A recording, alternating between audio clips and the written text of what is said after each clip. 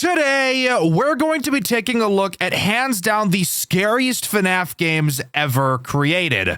I can guarantee you've never seen anything quite as disturbing and terrifying as these games we're going to cover today are. So let's go. Popular pre-existing IPs in FNAF games. I'm sure quite a few examples already come to your mind when I say that. Five Nights at Wario's, Five Nights at Sonic's, Five Nights at the Krusty Krab, among many others, are very popular examples of this. However, in my journey of playing FNAF games to find games worthy enough to talk about, there's one very popular IP I see show up very frequently. An IP that has so many games made by multiple different talented individuals, and the person who made the game we'll be talking about today needs no introduction. Today, we're going to be talking about a FNAF game about Teletubbies. You might think that's weird since I just talked about the Tubbyland Archives Act 1 a few weeks ago, but this is a perfect example of just how many FNAF fan games have been built around this IP. Today, we'll be covering The Remnants of Tubbyland, a FNAF fan game made by Avocado Dreams, the same person responsible for one of the most terrifying FNAF games ever designed, Graveyard Shift at Freddy's. Rest assured, this game is terrifying as well, and not only that, it's also really hard. So let's waste no more time and jump right into The Remnants of Tubbyland. To begin, we have to talk about the setting in which this game takes place. Typically in FNAF games, we see the setting as a restaurant, with animatronics that were on stage and would sing in the party room while the children ate their food. But not this time around.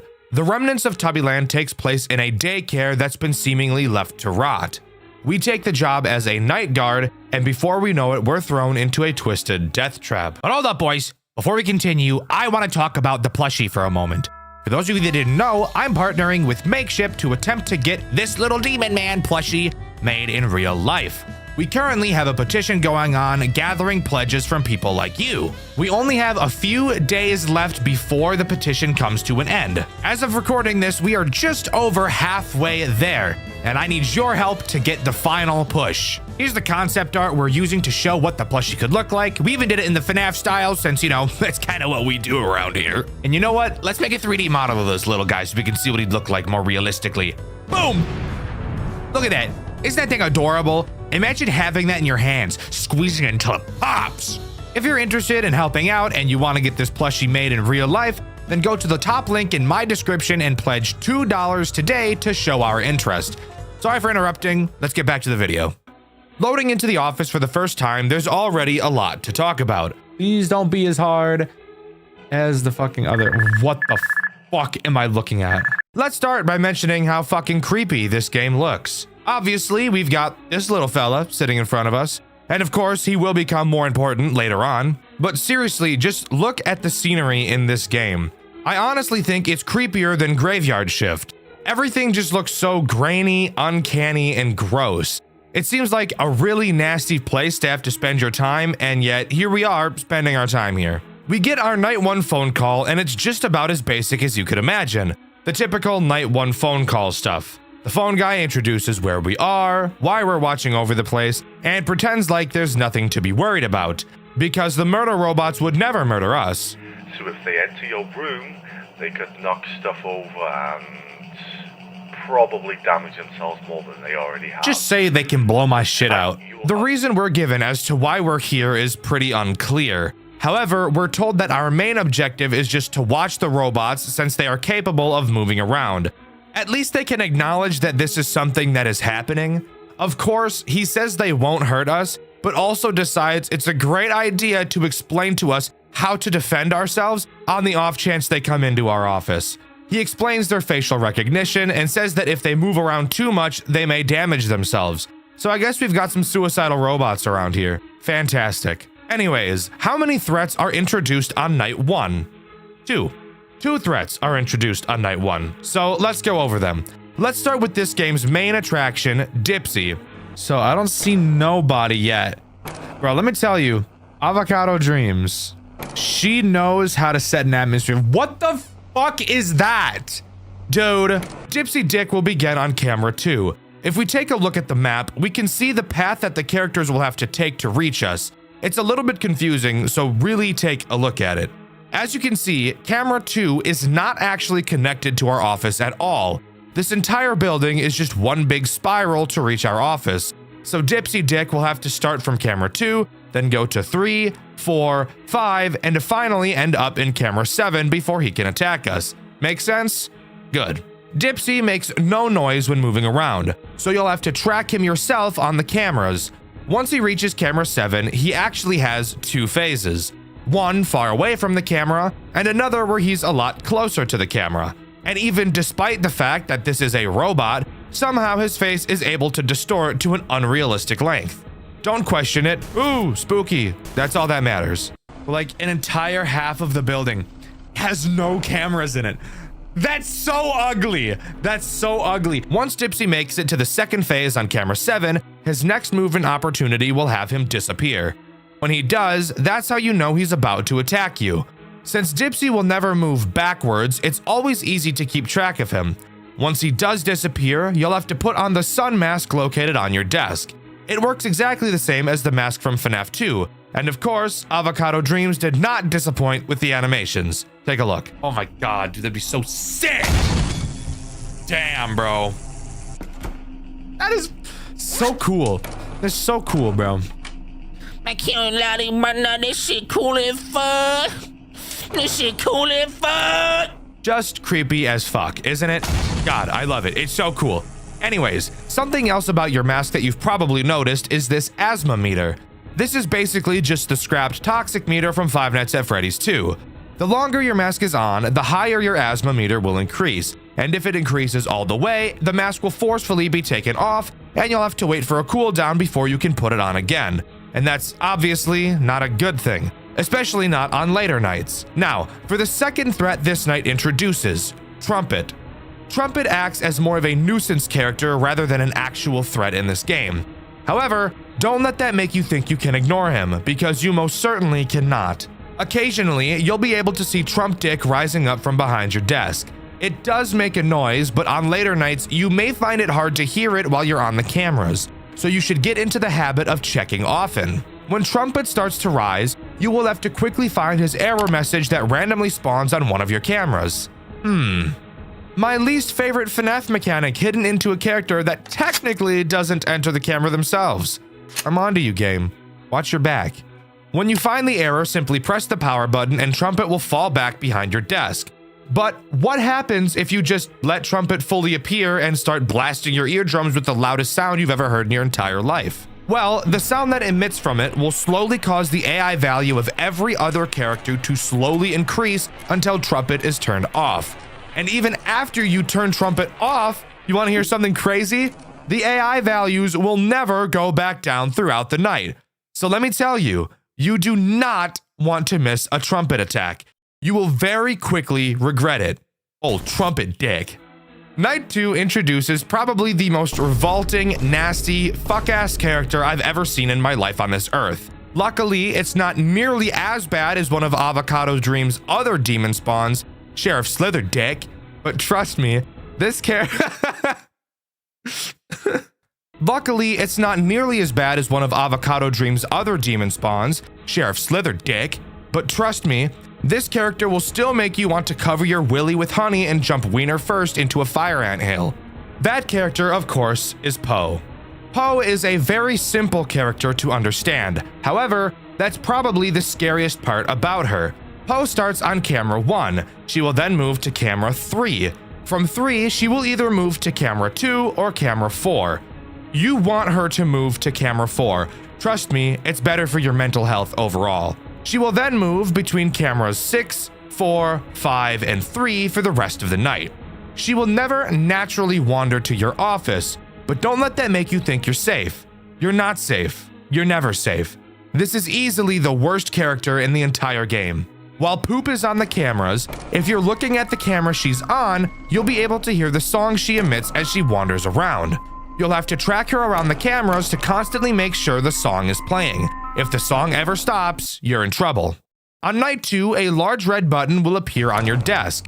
If the music stops, all you have to do is push this button and her music will reset. But you have to be really fast. If her music is off, that's when she'll make her way to your office. If you at any point see her in camera 7, you need to hit the button immediately. Faster than you've ever hit anything else before in your entire life. Faster than a 1950s husband hits his wife after coming home and not having a martini in his hand the moment he walks through the door. If you don't, obviously, if you don't, if you don't, obviously she's, damn it. If you don't, obviously she's gonna bounce into your office and start bouncing on it crazy style. Riding it like a bike with no seat type shit. Oh, but he's fast. It is me or did Poe get really fast? Oh shit. Oh my God, my ass just fell off. Fuck. And before you say anything, look at this ugly fuck. You don't want that. The problem that Poe brings into this game is obviously requiring your constant attention. And Dipsy has already been shown to require a lot of your attention as well. And trust me, the synergy that Poe has with every other character that will be introduced into this game is prominent and brutal the entire way through. So let's continue talking about them, shall we? Night 3 brings on this fuckhead in your office, Tinky Winky. So I really like that. I don't like this fucker staring at me right now. I can't lie. That I'm not a huge fan of, the way he's looking at me. He's like licking his lips and shit. And it's like, let's not. Okay. Ooh. Ooh. Tinky Dick works in the exact same way as Peggy from Showman's The Awakening, which I've covered on this channel before, and you should go watch that video after you finish this one. Tinky Dick is very much a weeping angel character. If you're looking at him, he won't move. But if you have your camera up, he will slowly begin to creep towards you throughout 3 different phases. Each phase is pretty obvious, so don't worry about not noticing it. After the final phase, he will attempt to jump you like you're in the streets of Compton. All you have to do is put your mask on and he'll go back to where he was.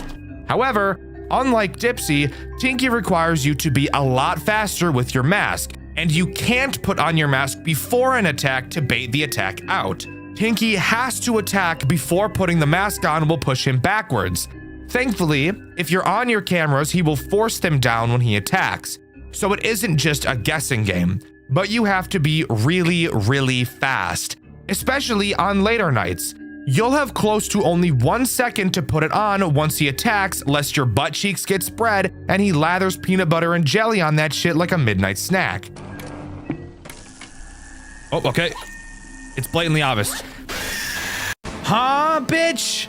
Was I just not fast enough? Do you have to be like really, really quick with it? Obviously, Tinky brings up an enormous problem.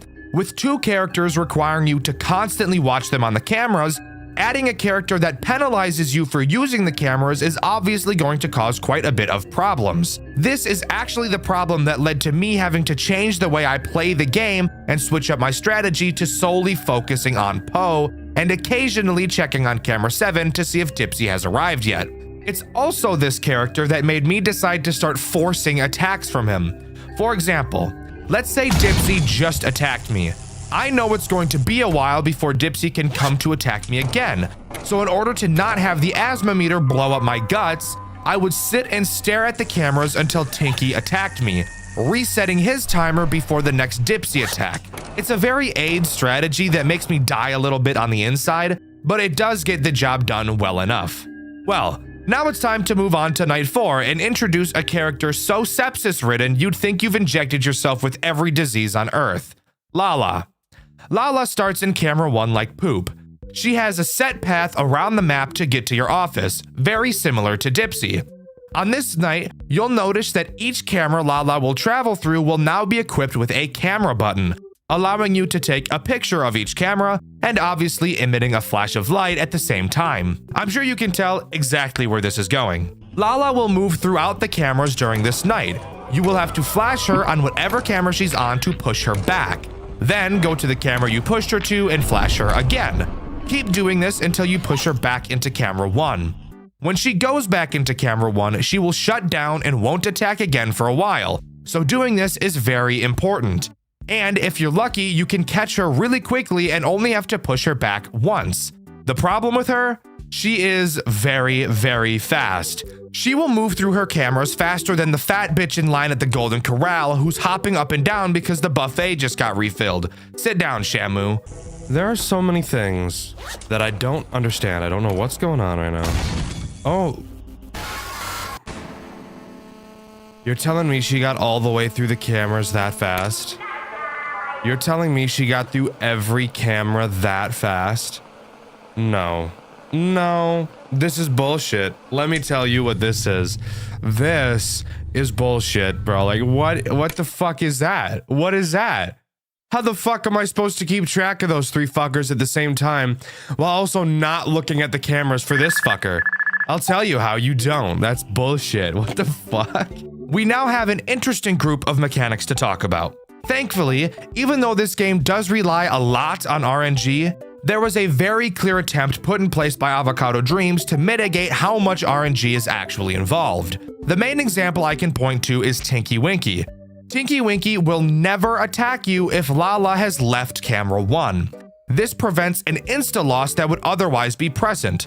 Obviously, if Tinky Dick is about to attack and you get an attack from Lala, if you were to deal with Lala, then Tinky would attack you, and while being attacked, Lala would easily make it to your office and kill you.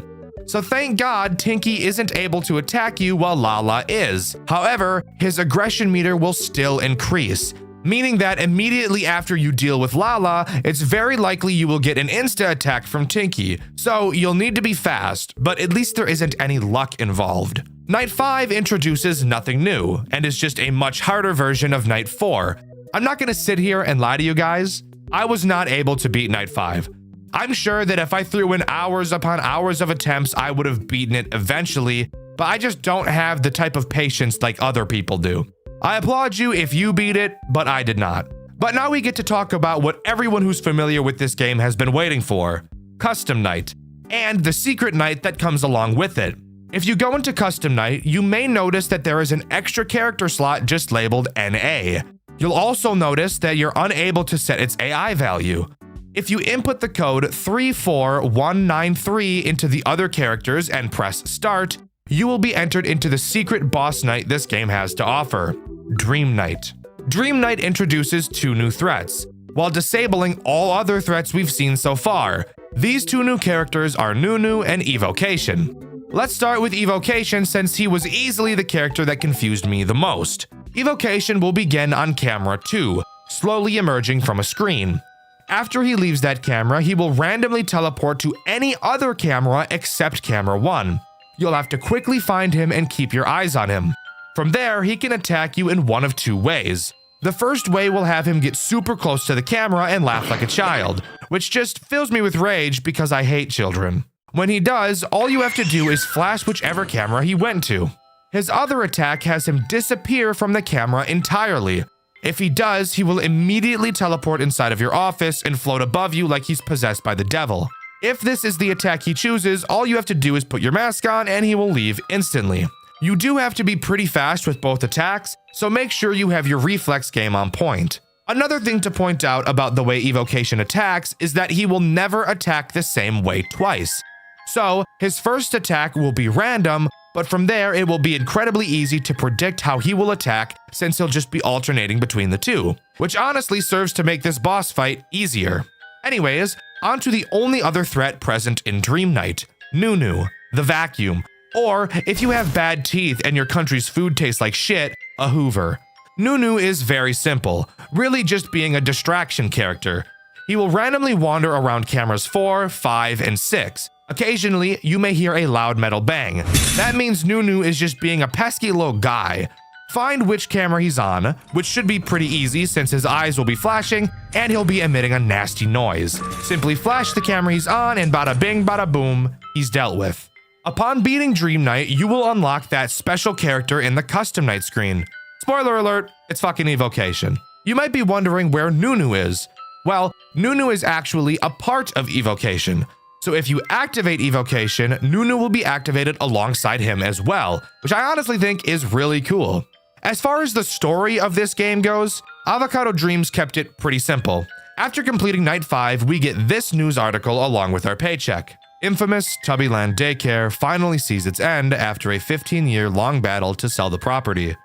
Following a tragic accident back in 2000, the childcare facility promptly closed its doors and left the building dormant, alone, and forgotten. Years having flown by, locals urged city officials to accelerate the auction process due to rumors that have been circulating the desolate daycare. The property is planned to be utilized for a brand new facility using the same philosophies and presentation ideas, but aiming for a new and safer direction. So it's very clear that something terrible happened in 2000. So what could that possibly be referring to? According to the wiki, back in 2000, Nunu fucking exploded inside of the daycare, starting a massive fire.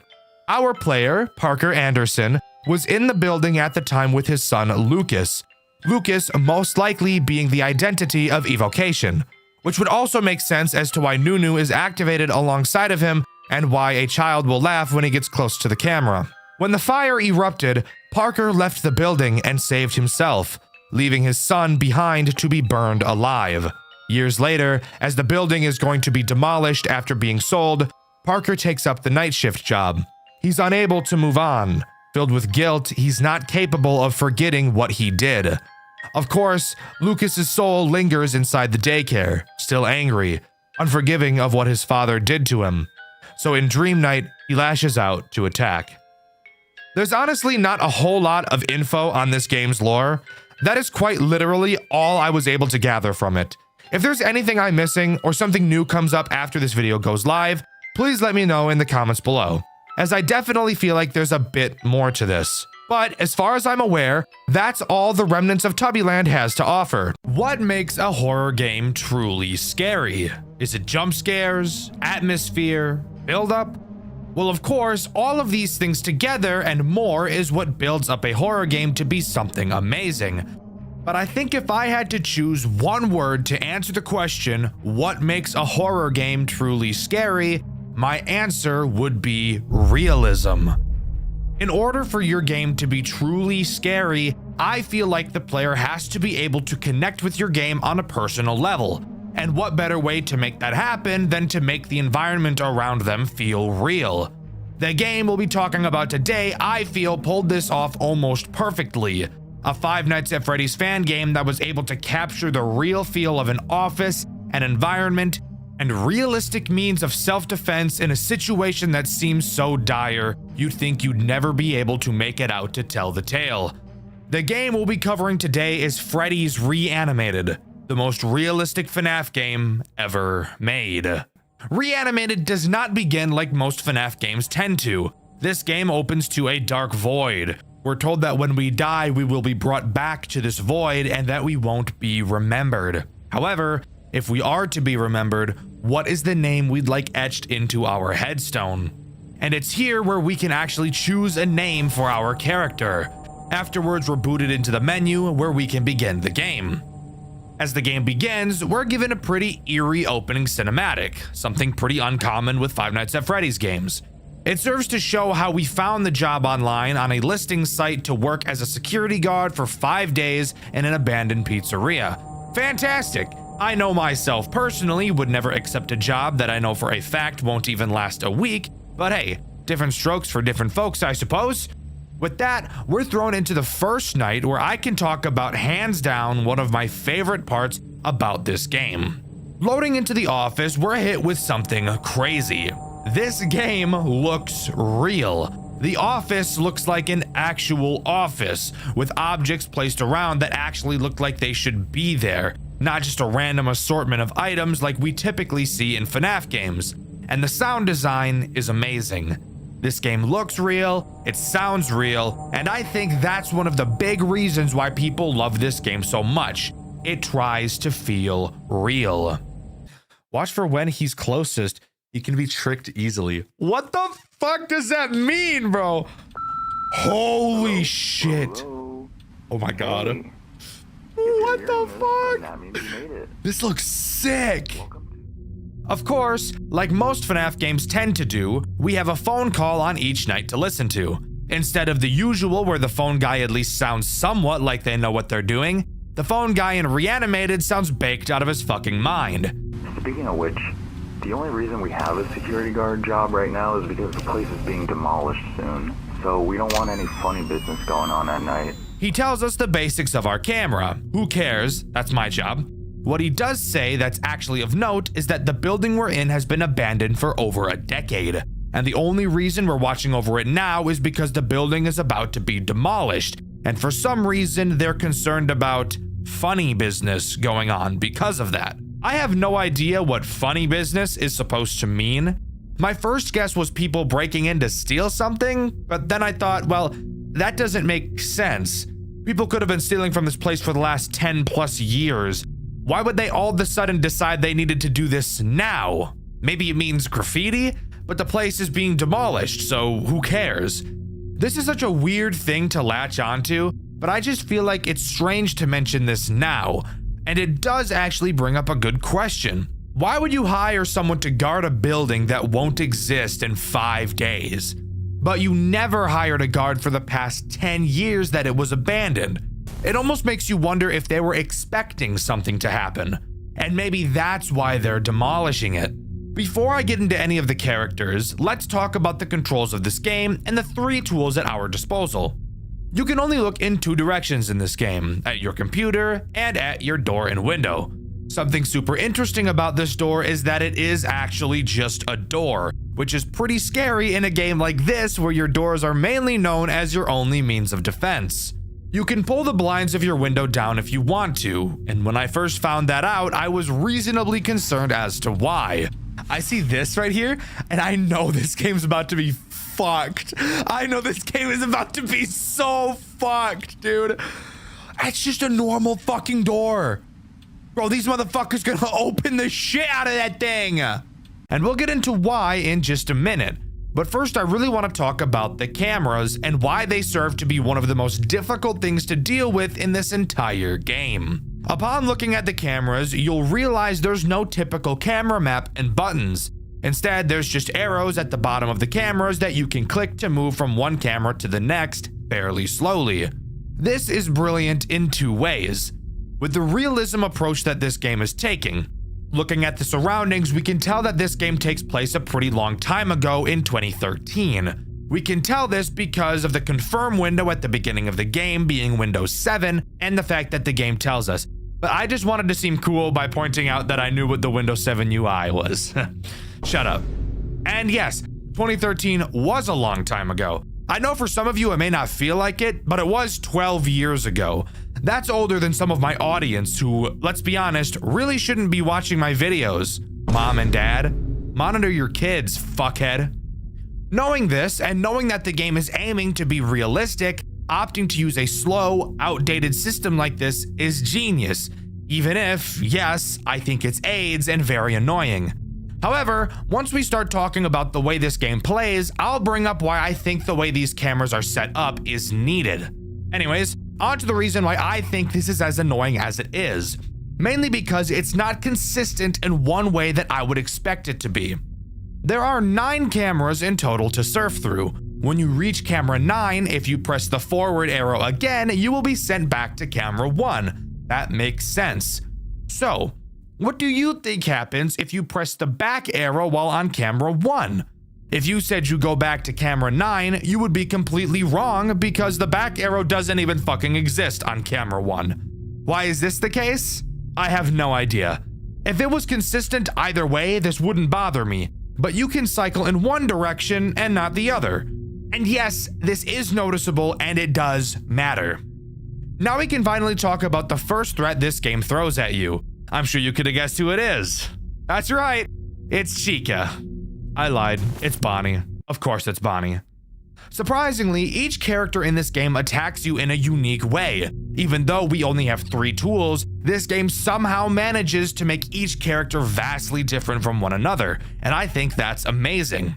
Bonnie's main goal is to sneak into your office. He will move around the cameras until he gets to your door. And when he gets to your door, be ready. Close that motherfucker! Oh my god. Dude, literally fuck that. Literally fuck that. The moment I saw this, I knew that this was getting a Dxtr White video. And even the people in my comments over on my second channel, Dxtr Black, knew that this game was getting a white video.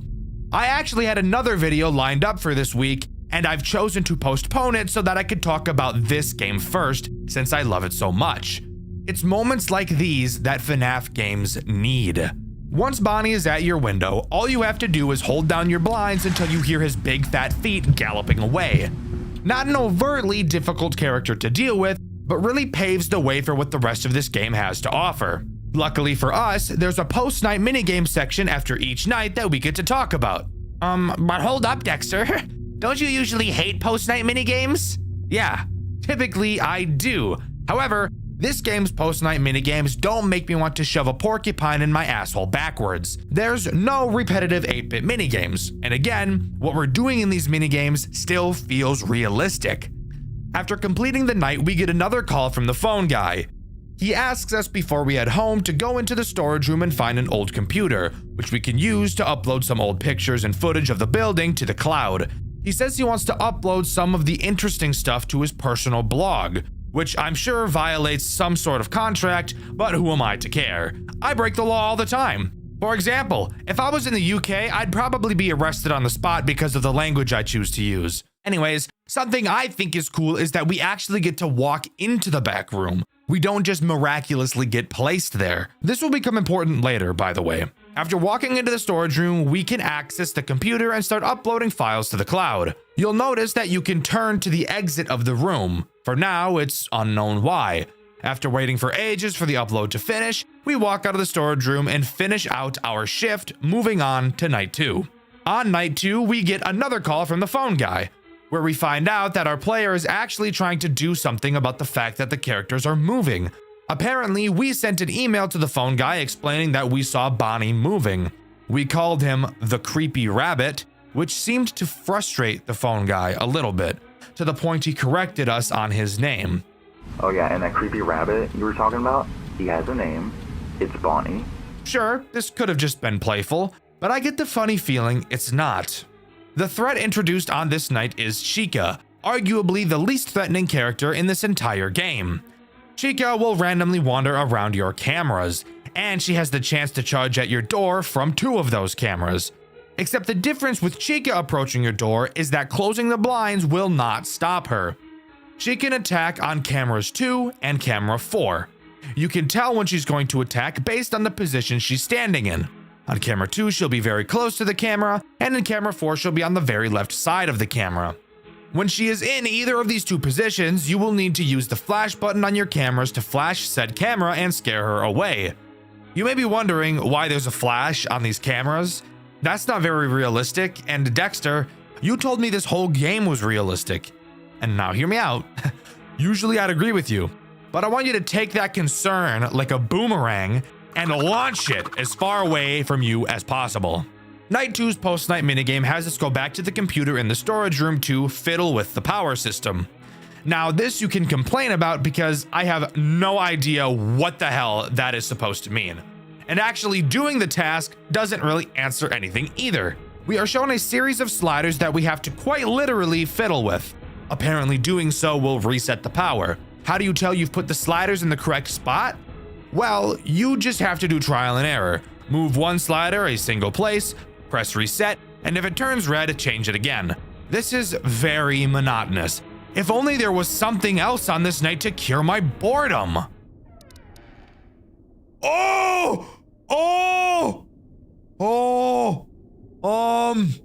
I don't want to look back.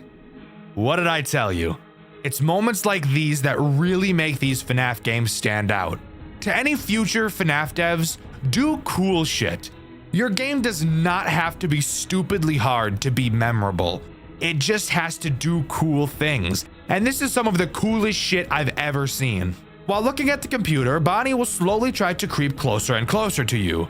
You will have to look back at him lest he shoot his Jeep juice all over your spine. You can actually watch him walk backwards while you look at him, almost like he knows you've noticed he's moved, and is attempting to readjust himself so you go back to looking away. What the fuck? Oh my god, oh my god, oh my fucking god! Did you see that shit? Motherfucker just crip walked back, he moonwalked. It's honestly some of the creepiest shit I've ever seen come out of a FNAF game, and I love it. After completing this minigame and turning towards the door, you'll realize that Bonnie has gone away, obviously getting bored of you because you're boring. So all we have to do now is walk out of the building. You want me to walk out that motherfucking door? You honestly want me to walk out that fucking door? I mean, I'll do it, but fuck. Oh my fucking god!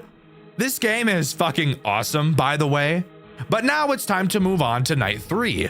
On night 3, the phone guy says he got another email from us because we told him that Chica was now moving too. He said that in case anyone else starts moving, we should use the flash because they're probably not used to bright lights. Again, I find this weird coming from him. And come to think of it, why would any of the animatronics from any FNAF game be sensitive to light? They're always on stage where bright lights are beaming on them almost constantly. So I just find it odd how much the phone guy seems to want us to do this. He ends off the call by stating he wanted to tell us a story, but he's out of time. Maybe we'll hear that story another day. For now, let me tell you the story of Sparky the dog. You remember, the hoax character that was said to be in Five Nights at Freddy's 1 way back in the day? Yeah, for some reason he's in this game. And he's the threat introduced on night 3. His mechanics are simple, but really start to show how annoying this camera system is going to become. Occasionally, Sparky will bark. When he does, he will be teleported to a random camera. You will have to find which camera he's on and flash him. Am I a huge fan of this mechanic? No, not at all. And I'm really not a fan when I have to meticulously scrape through each camera one by one. Overall, so far, it's not going to be all too bad. Keep your eyes on Chica, find Sparky every once in a while, and occasionally hold the blinds for Bonnie. Simple sugar, not so bad. But trust me, it'll get bad pretty damn fast. After completing the shift, we get another call from the phone guy. He tells us the cameras have been acting strange and that we should use the computer in the storage room to reset them. He also curiously mentions that he has remote access to the camera system. So that brings up the question, why the fuck are we even here? If someone else is able to watch the cameras in the safety of their own home, where there aren't a bunch of murder robots trying to butt fuck them, who cares? Let's just finish our shift and head to the storage room. I'll see you on the flip side. I'll see you in the grave, asshole. So let me tell you a little something. Oh my fucking god! I love this game. I don't know if that was obvious or not.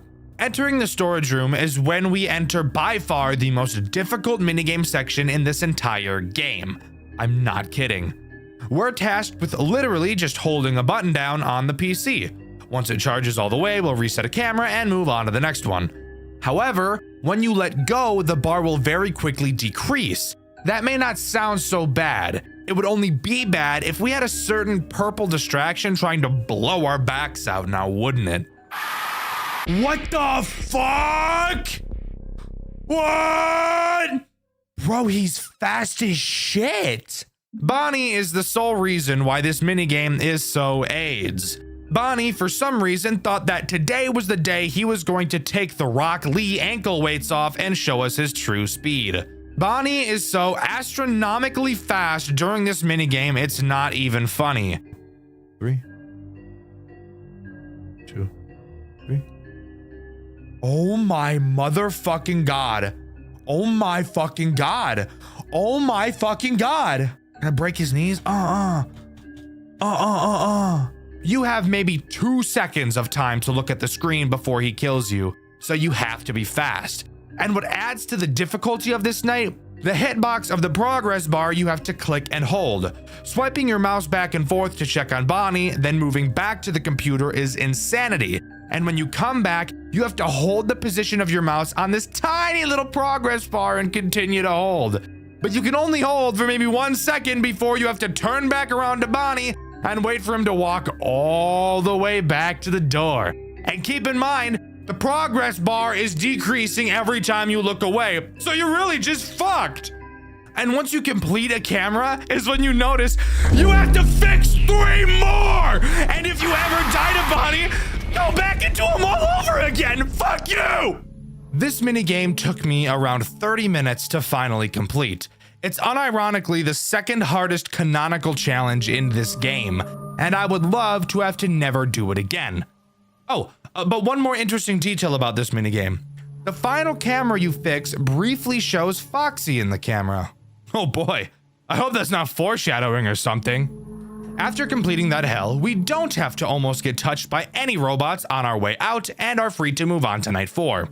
The phone guy calls us and fucking rambles about some bullshit I don't care about.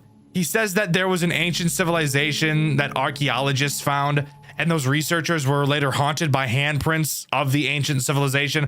Again, I really don't give a fuck. This is purely symbolic for the story of the game, which I'll talk about later. But this was the story he was itching to tell us. I would rather itch my balls than hear him talk about that again. The threat introduced on this night is Foxy. Spoiler alert, the camera was foreshadowing something. Foxy acts exactly how you think Foxy would act. You have to look at him to stall him, and if you don't, he'll run to your office. But as I'm sure you could have guessed, he too doesn't care about your door. Watching him will push him back, so just make sure you're doing that. Something of note is how Foxy breaks the cycle you've been really trying to build up throughout the game, forcing you to develop a new one.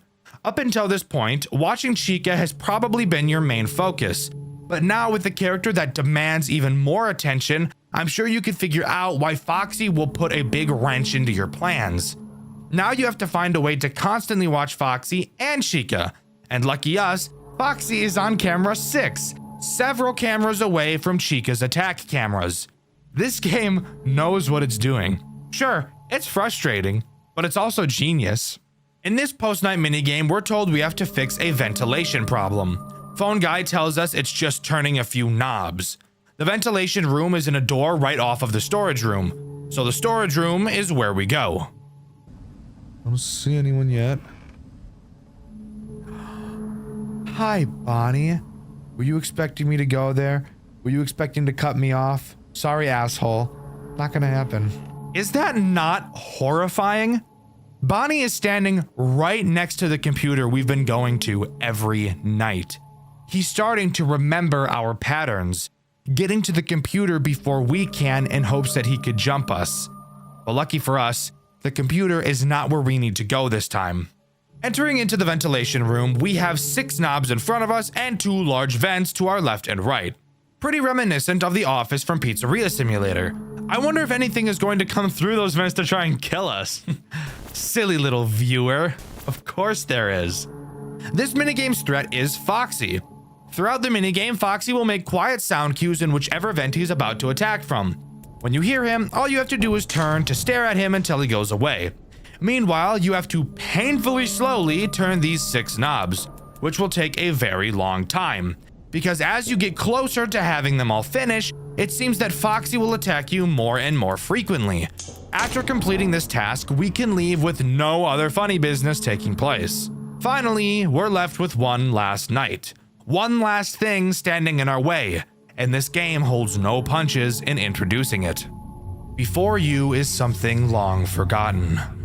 Something that was once loved and cherished, but now it lies broken. It is left abandoned. You know what becomes of something long forgotten. It dies a second death. It grows cold.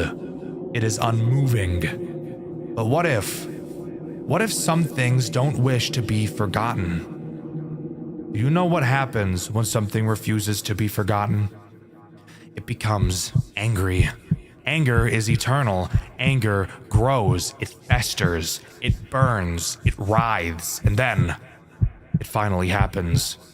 It is given new life. It returns to us. It haunts us. However, it doesn't return as it once was. It returns as something else, something unrecognizable.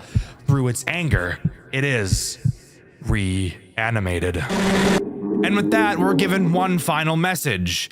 The flash slows him down. Godspeed. When I first read that message, it gave me chills for some reason. It's like just by reading that, I knew what I was about to experience. Absolute agony. We get another call from the phone guy. He explains his reasoning for why he thinks the robots are alive. He thinks they're angry that they've been forgotten about and left abandoned for years, and he couldn't be more right. Night 5 introduces Freddy. Holy fucking shit, Freddy. Freddy is by far the most dangerous character in this entire game. When Freddy moves forward, he will never move backwards. And And once he gets to your office, it's over for you. Yo, get the fuck away from that fucking door! You get the fuck away from that door! What? Oh, fuck, dude. Freddy is a dick. Raps. How do you stall Freddy? By using the flash, of course. When you flash Freddy, he will cover his eyes. Something interesting to note is that Freddy is the only character to be animated on the cameras. Such a small detail, but a detail I think is really cool. If you really want to make sure Freddy doesn't move, you'll have to time his intervals, since they don't vary. And make sure you're onto his camera and flash him at quite literally every single opportunity. You don't have much time to waste, as Freddy is fast. Really fucking fast. I don't quite have the vocabulary necessary to describe how intense this night really is. And if you get bad Sparky spawns like I often did, you could easily spend hours on this night. I was lucky enough to only have it take me a single hour. But if you manage to control your nerves long enough to complete this night, we will have one final minigame to talk about. After completion, we get one final call from the phone guy. He very ominously tells us to enter the dining room. He says he wants to show us something. Upon entering the dining room, we're greeted by all 5 animatronics staring back at us. The camera to the dining room flashes, and we hear the phone guy, named Ralph, explain that the reason it flashes is so that you can take a screenshot of the camera. Ow! Oh! Fuck! See? That's why I told you to make it a boomerang. Ralph then used that image to post on his blog.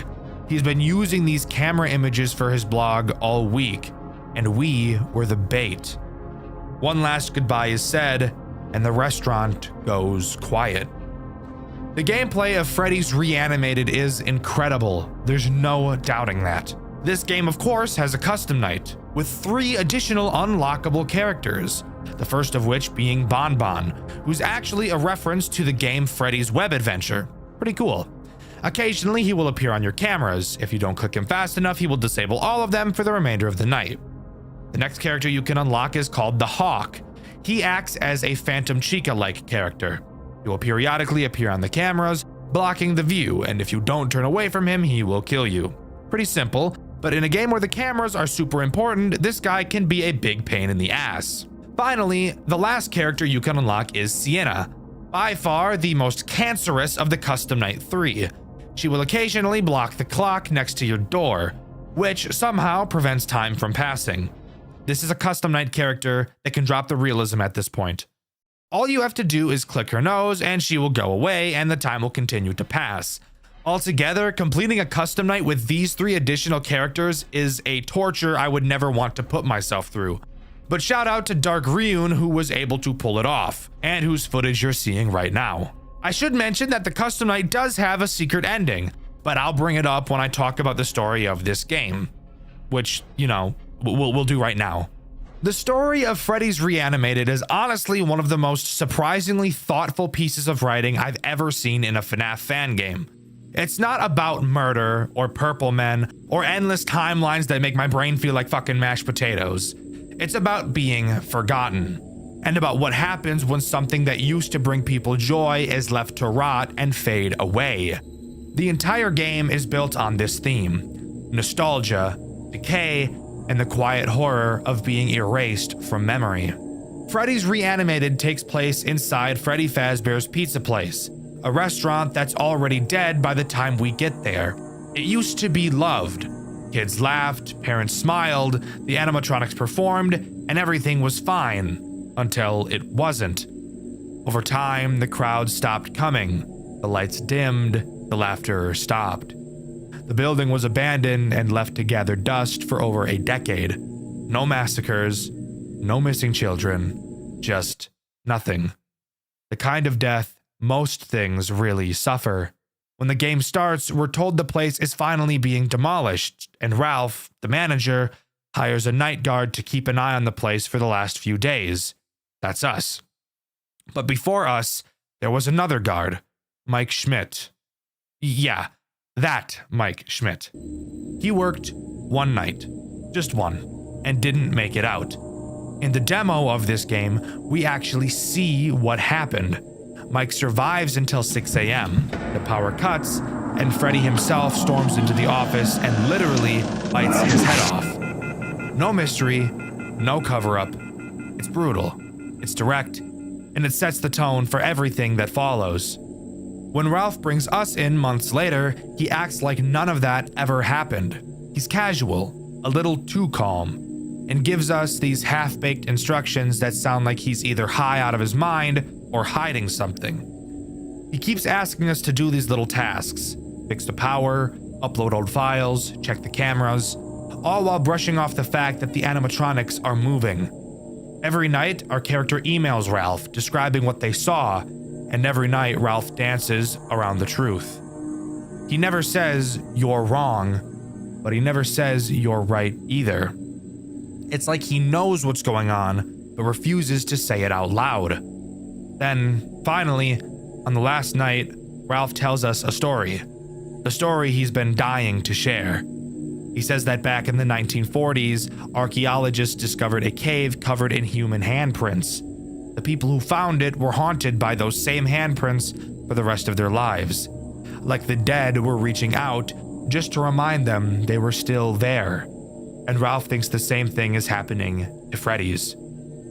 He believes the animatronics are moving because they refuse to be forgotten. That after sitting abandoned for over a decade, their anger, this pure, desperate rage, literally reanimated them. Not out of vengeance, not because of possession, but because of memory. Because they were once loved and then left behind. It's such a fascinating take. The idea that these animatronics aren't evil, they're afraid. Afraid of fading away. It's one of the first FNAF fan games I've seen that makes you feel sorry for the monsters chasing you. They're not killing you because they want to, they're killing you because they don't want to disappear. After you survive the final night, Ralph asks you to head into the dining room. He says he wants to show you something. When you enter, all 5 animatronics are standing there, waiting for you. It's one of the eeriest visuals in the entire game. Completely still, completely silent. Ralph activates the camera flash, and the screen freezes in a burst of light. Then he says, I finally figured out what the flash button does. It lights up the room so that you can take a screenshot of the camera you're looking at. I finally have more recent images for my blog. And that's when it hits you. The whole time, we weren't protecting the building, we were the bait. Ralph was using us to get the footage and screenshots he wanted for his personal blog, to turn the remains of this haunted restaurant into online content, the same way we, as players, chase nostalgia. Ralph chases it too. He's obsessed with documenting something that's supposed to be gone. After everything, the building is demolished. Ralph's posts about it online, sparking renewed interest in Freddy Fazbear's Pizza Place. People remember it again. The animatronics, those same restless spirits that didn't want to be forgotten, finally get what they wanted. They are remembered. And then they rest. The player gets their paycheck. The story ends not with a scream, but with silence. It's such a powerful way to close things out. Freddy's Reanimated isn't about surviving animatronics. It's about the fear of being erased. It's about what happens when the world moves on and leaves you behind. Even the custom night ending reflects that idea.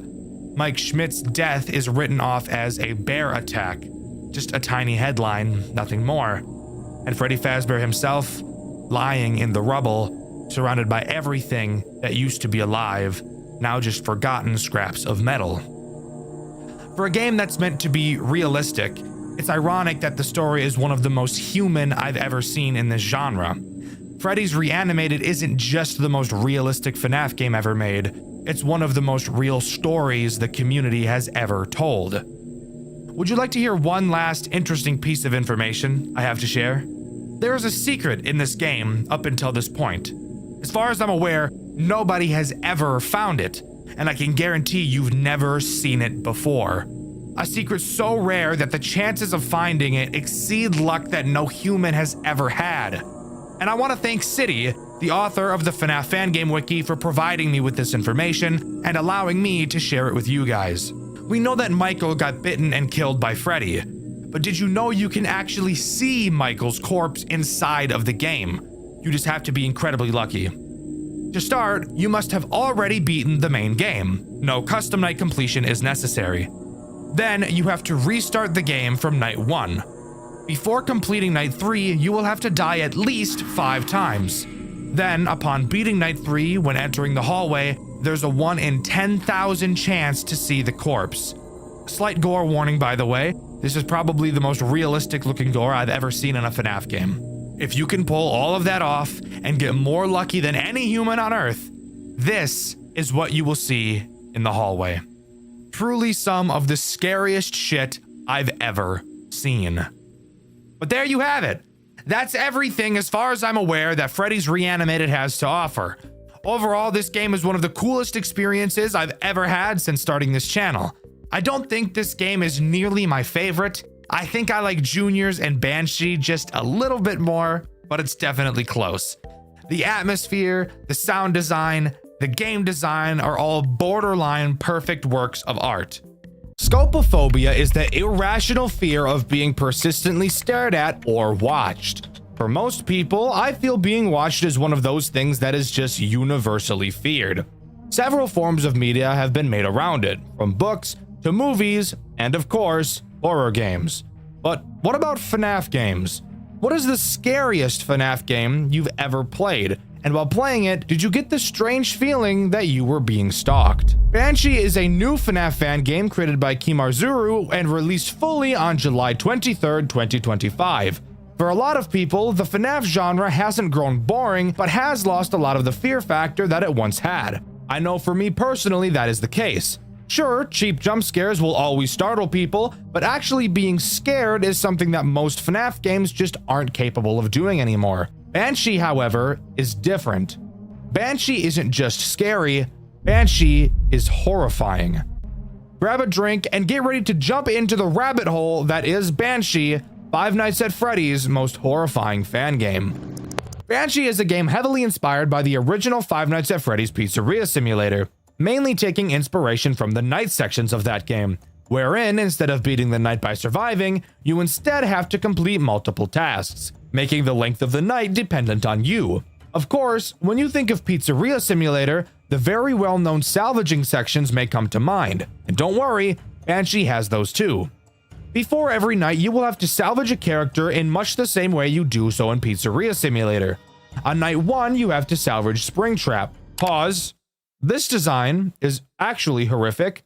This is gross. I haven't seen a model from a game that made me as uncomfortable as this one has in a long time. And trust me, they only get more grotesque and uncomfortable as we follow the White Rabbit. To salvage a character, you must first play an audio cue from the tape player in front of you. You can hold up the Miliguas,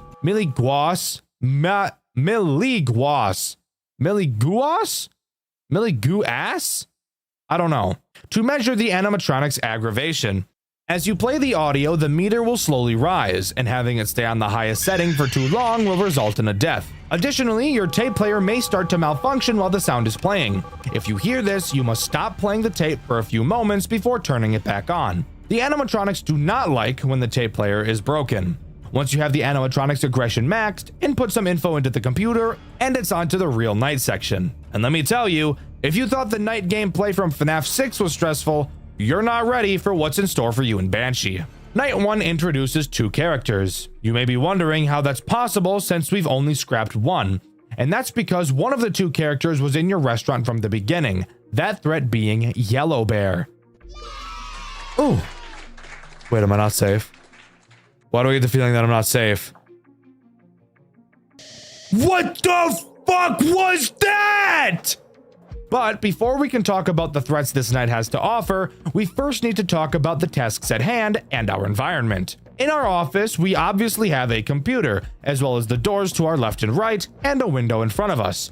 Pressing Control will open up our computer, and this is where the first stressful mechanic comes into play. Unlike most FNAF games, where you have your mouse as the main source of user input with the occasional control key, Banshee makes use of your entire keyboard. No, I'm not joking. Your computer has two screens, your command screen and your camera screen. You may notice you're unable to press any buttons on the camera screen that would allow you to see around the building. So, how do you see additional cameras? This is where your command screen comes into play. By typing the command CC and pressing enter, you will get access to your camera controls, which is obviously what the CC stands for, dumbass. You can then use your arrow keys to transfer up and down between cameras. No, you cannot use your arrow keys if your camera controls are not up, which means if you're working on something else like a task and need to check a different camera, you will need to type in the camera control command and then start sifting through the cameras. This is obviously stressful as fuck for a number of reasons. On later nights when things begin becoming more hectic, if you're not a fast typer or you can't remember where the keys on your keyboard are without looking, then this will pose a very obvious problem. I mentioned your tasks. What are those exactly? Well, you have 4 tasks you have to complete. Kind of. You don't actually have to complete any tasks to beat Banshee, as there still is a 12 to 6 a.m. timer. So, what's the purpose of the tasks? And to be truthful, the answer is that I don't really know. At the end of each night, it tallies how many tasks you've completed, and that seems to have something to do with how much money you get.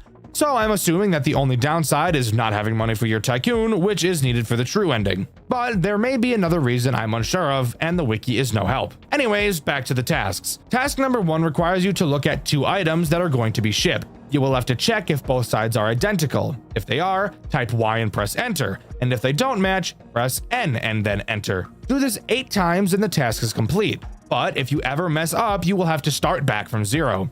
This task is not challenging, but when paired with the other threats this game has to offer, it will quickly become stressful to even be able to manage this. Task 2 requires you to read an excerpt of who the fuck knows what, and either archive it or shred it.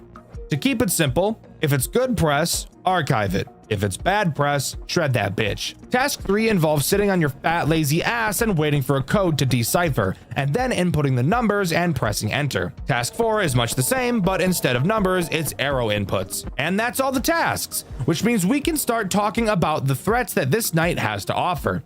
The first of which being the one I mentioned earlier, Yellow Bear. While you never really actually see him, he does still attack you.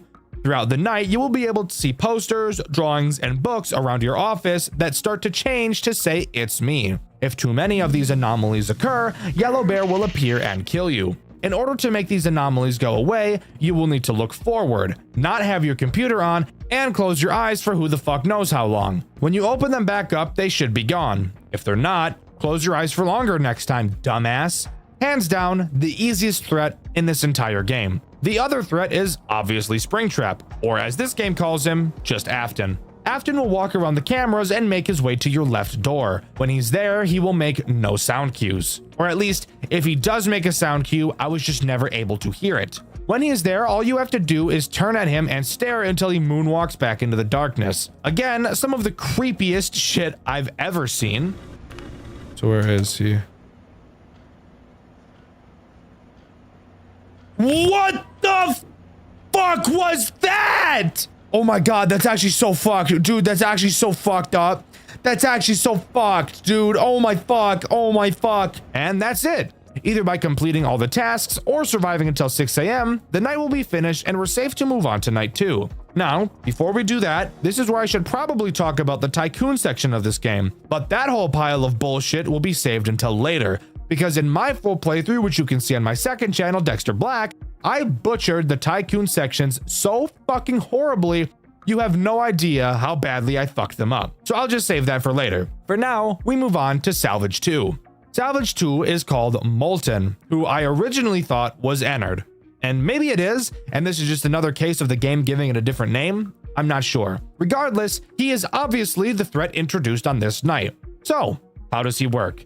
He actually has 2 different mechanics and methods of attack. The first is very similar to Afton, except he attacks from the right door instead of the left. Same thing for him, just look at him and he'll go away. However, once he goes away, he has a chance to initiate his second attack, which by the way can also happen at any time, not just when he leaves your office. Your lights will begin to flicker and an audible sound cue will be heard. This tells you that you need to very quickly find Molten on the cameras. God, is there a FNAF game in existence that doesn't have this fuck-ass mechanic? Whatever. Obviously, you'll probably be doing a task when this happens, so you'll have to type the camera control command and then start using the arrow keys to find him. When you do, you will need to type play and press enter, which will begin playing an audio lure on whatever camera you're looking at. This audio lure will make Molten piss off, which makes everyone happy. Overall, not too difficult. However, from what the community has said, Molten by far caused more deaths than any other character, and I can somewhat agree on that.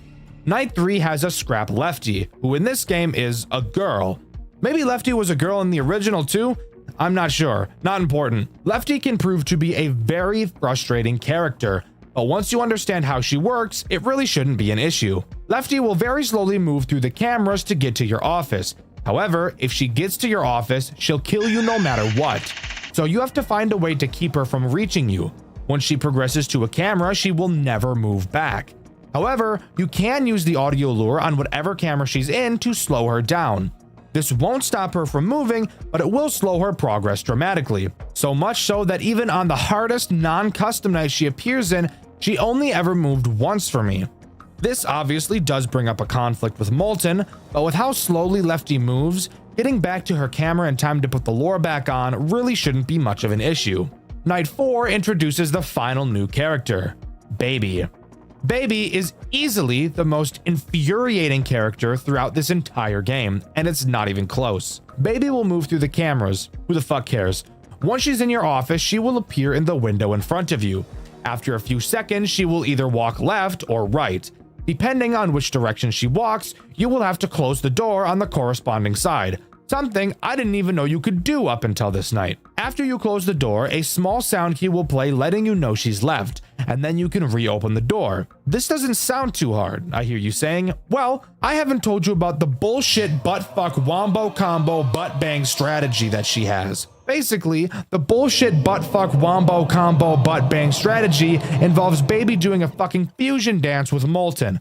And when they do, they decide it'd be really fucking funny to attack you at the same time, which, if you couldn't have guessed already, is literally an immediate loss, as both means of fending them off take up a decent amount of time. The amount of time it would take is enough to have the other butt fuck you in the ass, hence the name, bullshit butt fuck wombo combo butt bang strategy. There's Baby up there. Oh. Yeah. This is cooked. This is cooked. This is actually cooked. Bro, I'm fucked. I'm fucked. There's nothing I can do about that. I was pressing enter, you. That was just cooked. There was nothing I could do about that. I don't know how long I have to hold it for Baby. And he was on my ass. I really didn't know what to do there. Really didn't know what the option was. This is really the only huge RNG problem this game has, and it doesn't happen nearly as often as something like Toy Bonnie Vent AIDS does. Finally, we have Night 5, which is an interesting night, to say the least, as it's actually easier than Night 4. Sure, the animatronics are more aggressive, but I still think overall it's probably easier than Night 4 is. No new threats are added, however, one of them is removed. That being Lefty. What is the reason for having Lefty not present on this night? I'm really not sure. So this night goes just about as well as you'd expect it to. And with that, the game is over. We get a final monologue from Henry as he burns down the building with us inside, mentioning how he didn't want us to go, but he needs to bring his daughter back. I'm gonna be honest, I don't give a fuck about this ending. You wanna know why? Because it's not canon in any way. Yeah, this is the bad ending, by the way. The true ending has a lot to do with the tycoon sections of the game. And god damn it, that means it's time for me to go over this bullshit. First, let's go over how I fucked up this tycoon section as hard as I did. When you first load up the game and open the tycoon section, this is what the tycoon looks like. Fantastic. Looks like we're going to build off of this. Pretty interesting and different from the original. Wanna know the fucking hilarious part? The game expects you to press this button and erase your tycoon save data so that the tutorial for the tycoon section will begin playing. Does it tell you to do this? No. So why the fuck would I even think to do it? Sure, I pressed the button and saw the message to erase the save in my playthrough, but this is literally the first time I'm seeing the tycoon. Why in God's green fuck would I think to reset the data of the Tycoon when I've never seen it look any different? I'm expecting to get comments calling me stupid for not figuring this out, but fuck you. You wouldn't buy a game, start the game up, and then think, actually, before I start playing this brand new game I've never played before and is brand fucking new, I should reset the save data for it first. You would never think of that. I'm sorry, this is just the most retarded thing I've ever seen. There is literally no indication whatsoever that I should reset the save. If there was indication, then there wouldn't be an issue, but there isn't. I'm just shown the Tycoon and that's it. But hey, let's just relax for a moment and pretend like this part of the game actually makes sense. What exactly do you do? Well, you obviously go through the tutorial and learn how to play the Tycoon, and then can get to building. And then from there, it's just Pizzeria Simulator. Buy things from the catalog and add them to your pizzeria to get points and level up. Fantastic! Completing the tasks during the nights will give you the money you need to buy more in the Tycoon sections as well. Fantastic! Now, after completing night 1 is where the game starts to get a bit interesting. On the main menu, after completing night 1, you will see this big red box. Clicking on it will reveal a statue of a Banshee. Turning it to its side will reveal a note describing that you need to look northwest to find a key. Wait one night and look again to find a door, presumably that the key would be used in. Going to your Tycoon and scrolling all the way northwest, you'll be able to see a small red dot. Clicking on it will reveal a golden rose, which is presumably the key that was referenced in the note. Now, pause. I'm going to complain here again about how I fucked this up so badly. I had no idea that the map could be scrolled. Why? Because I was never taught in the tutorial, and I never saw the tutorial for reasons explained earlier. However, what I did do was click around the top northwest corner of the screen looking for this key. Clicking the big sign reveals a very dark red screen with some random text that'll become important later. So, this leads me to believe that this was the thing northwest that I was supposed to see. I thought I was doing the right thing. This series of coincidences is actually insane.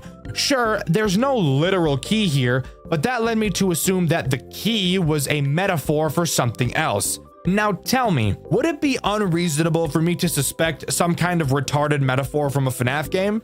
I don't think so. But whatever. After beating night 2, if you go back to the Tycoon and press the red dot again, you'll see a golden pillar. Altar? I don't fucking know what this thing is. You can place the rose you got from the previous night there, which reveals a drawing of the marionette, the same drawing that you can see in your office above your computer. During night 3, if you click the marionette poster, you'll see what I believe to be a chair and a clock. I think. I have no idea what I'm looking at. You can push the chair underneath the clock and the pendulum of the clock will fall. You can then collect the pendulum. You will then get kicked out of the night back to the title screen. Clicking on the red box again will show the statue once more. You can then take the pendulum and place it into the stomach of the statue. Seriously, don't read into this too much. This is some fucked up Aoni type puzzle. Don't read into it, just accept it. After completing night 3, if you click the red box again, you'll get a cutscene. In it, you'll see clouds parting in the sky and a code appears behind them, along with the text, "The safe." Then you can go into your Tycoon, and instead of typing Tycoon into the directory, you can type Clown, which will start up a remake of the Clown minigame from Pizzeria Simulator. You can also play the Ball Pit minigame and Midnight Motorist. As I'm sure you could have guessed, the Midnight Motorist minigame actually serves some sort of importance. This minigame plays a lot differently than the original. It's a text-based adventure rather than a side-scroller. In it, you can walk around a forest and look at trees, something you all have never done before. Searching some of the trees, you can find a pendant. Walking to a lake, you can find an old man fishing. This person is who I assume to be Old Man Consequences. If you talk to him, he'll tell you the story of a girl who found a rabbit. The rabbit eventually dies and her father gets her to bury it. Later, she digs up the corpse only to find that the rabbit's fur had turned yellow.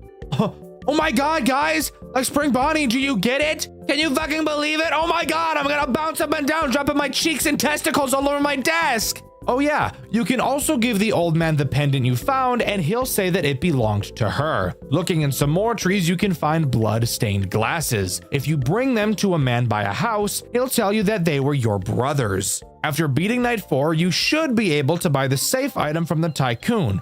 We'll get to that later. Clicking on it will prompt you to type in a code. Typing in the code we saw in the cutscene earlier will open the safe, revealing a picture of a locked gate inside. After buying everything else in the Tycoon section, if you load the original version of the Tycoon and click the logo, you'll be sent to the gate. If you've done everything correctly, clicking on it will spawn you onto a boat. On the boat, you're told a story. Once again, I assume this story is being told by Old Man Consequences. He tells the story of Charlotte, Henry's daughter, the girl who was pushed outside of the pizzeria in the rain and left outside where she was later found dead. The story is abruptly ended by the line, "She isn't there anymore, Henry." Finally, if you've done everything properly and at the right times, when you enter Night 5, the puppet will be present, likely being the reason Lefty isn't there. The puppet acts as this game's final boss. So let's quickly go over her mechanics. The puppet can appear in any of your 2 doors. When she does, simply close the doors and she'll go away. Additionally, she will play a laughing sound cue. When she does, you must find her on the cameras and stare at her until she leaves.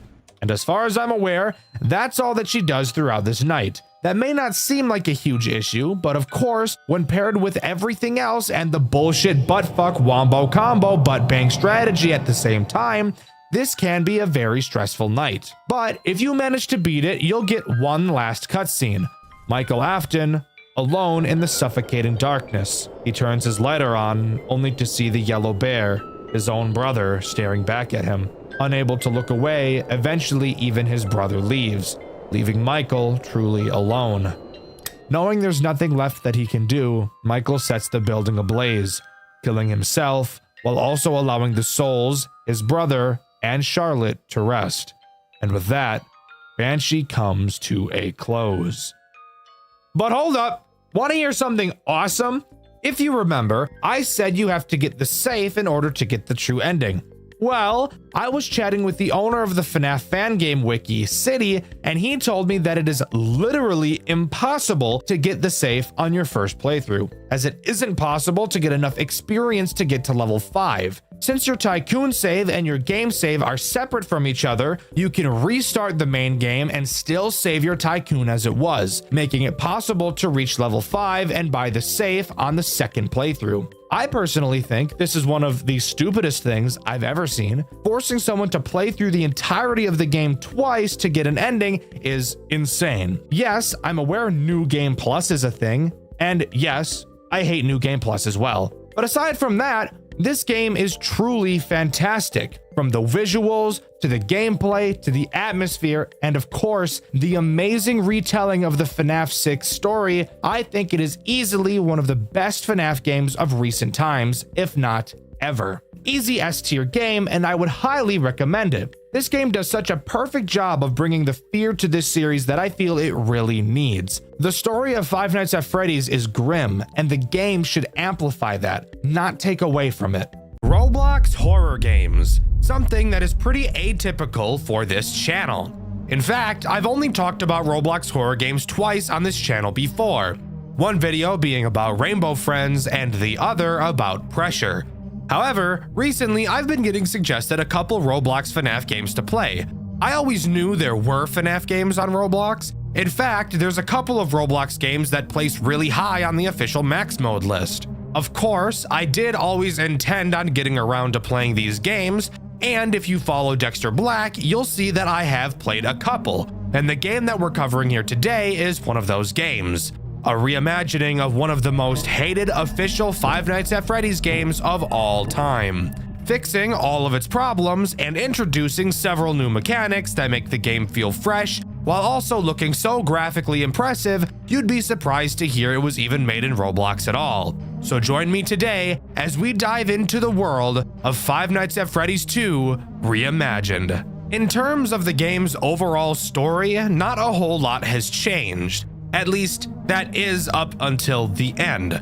We'll obviously talk about that later, so if you were hoping for a massive lore dump, hate to break it to you, it's pretty much just the official lore with a few changes. However, it's still told very well.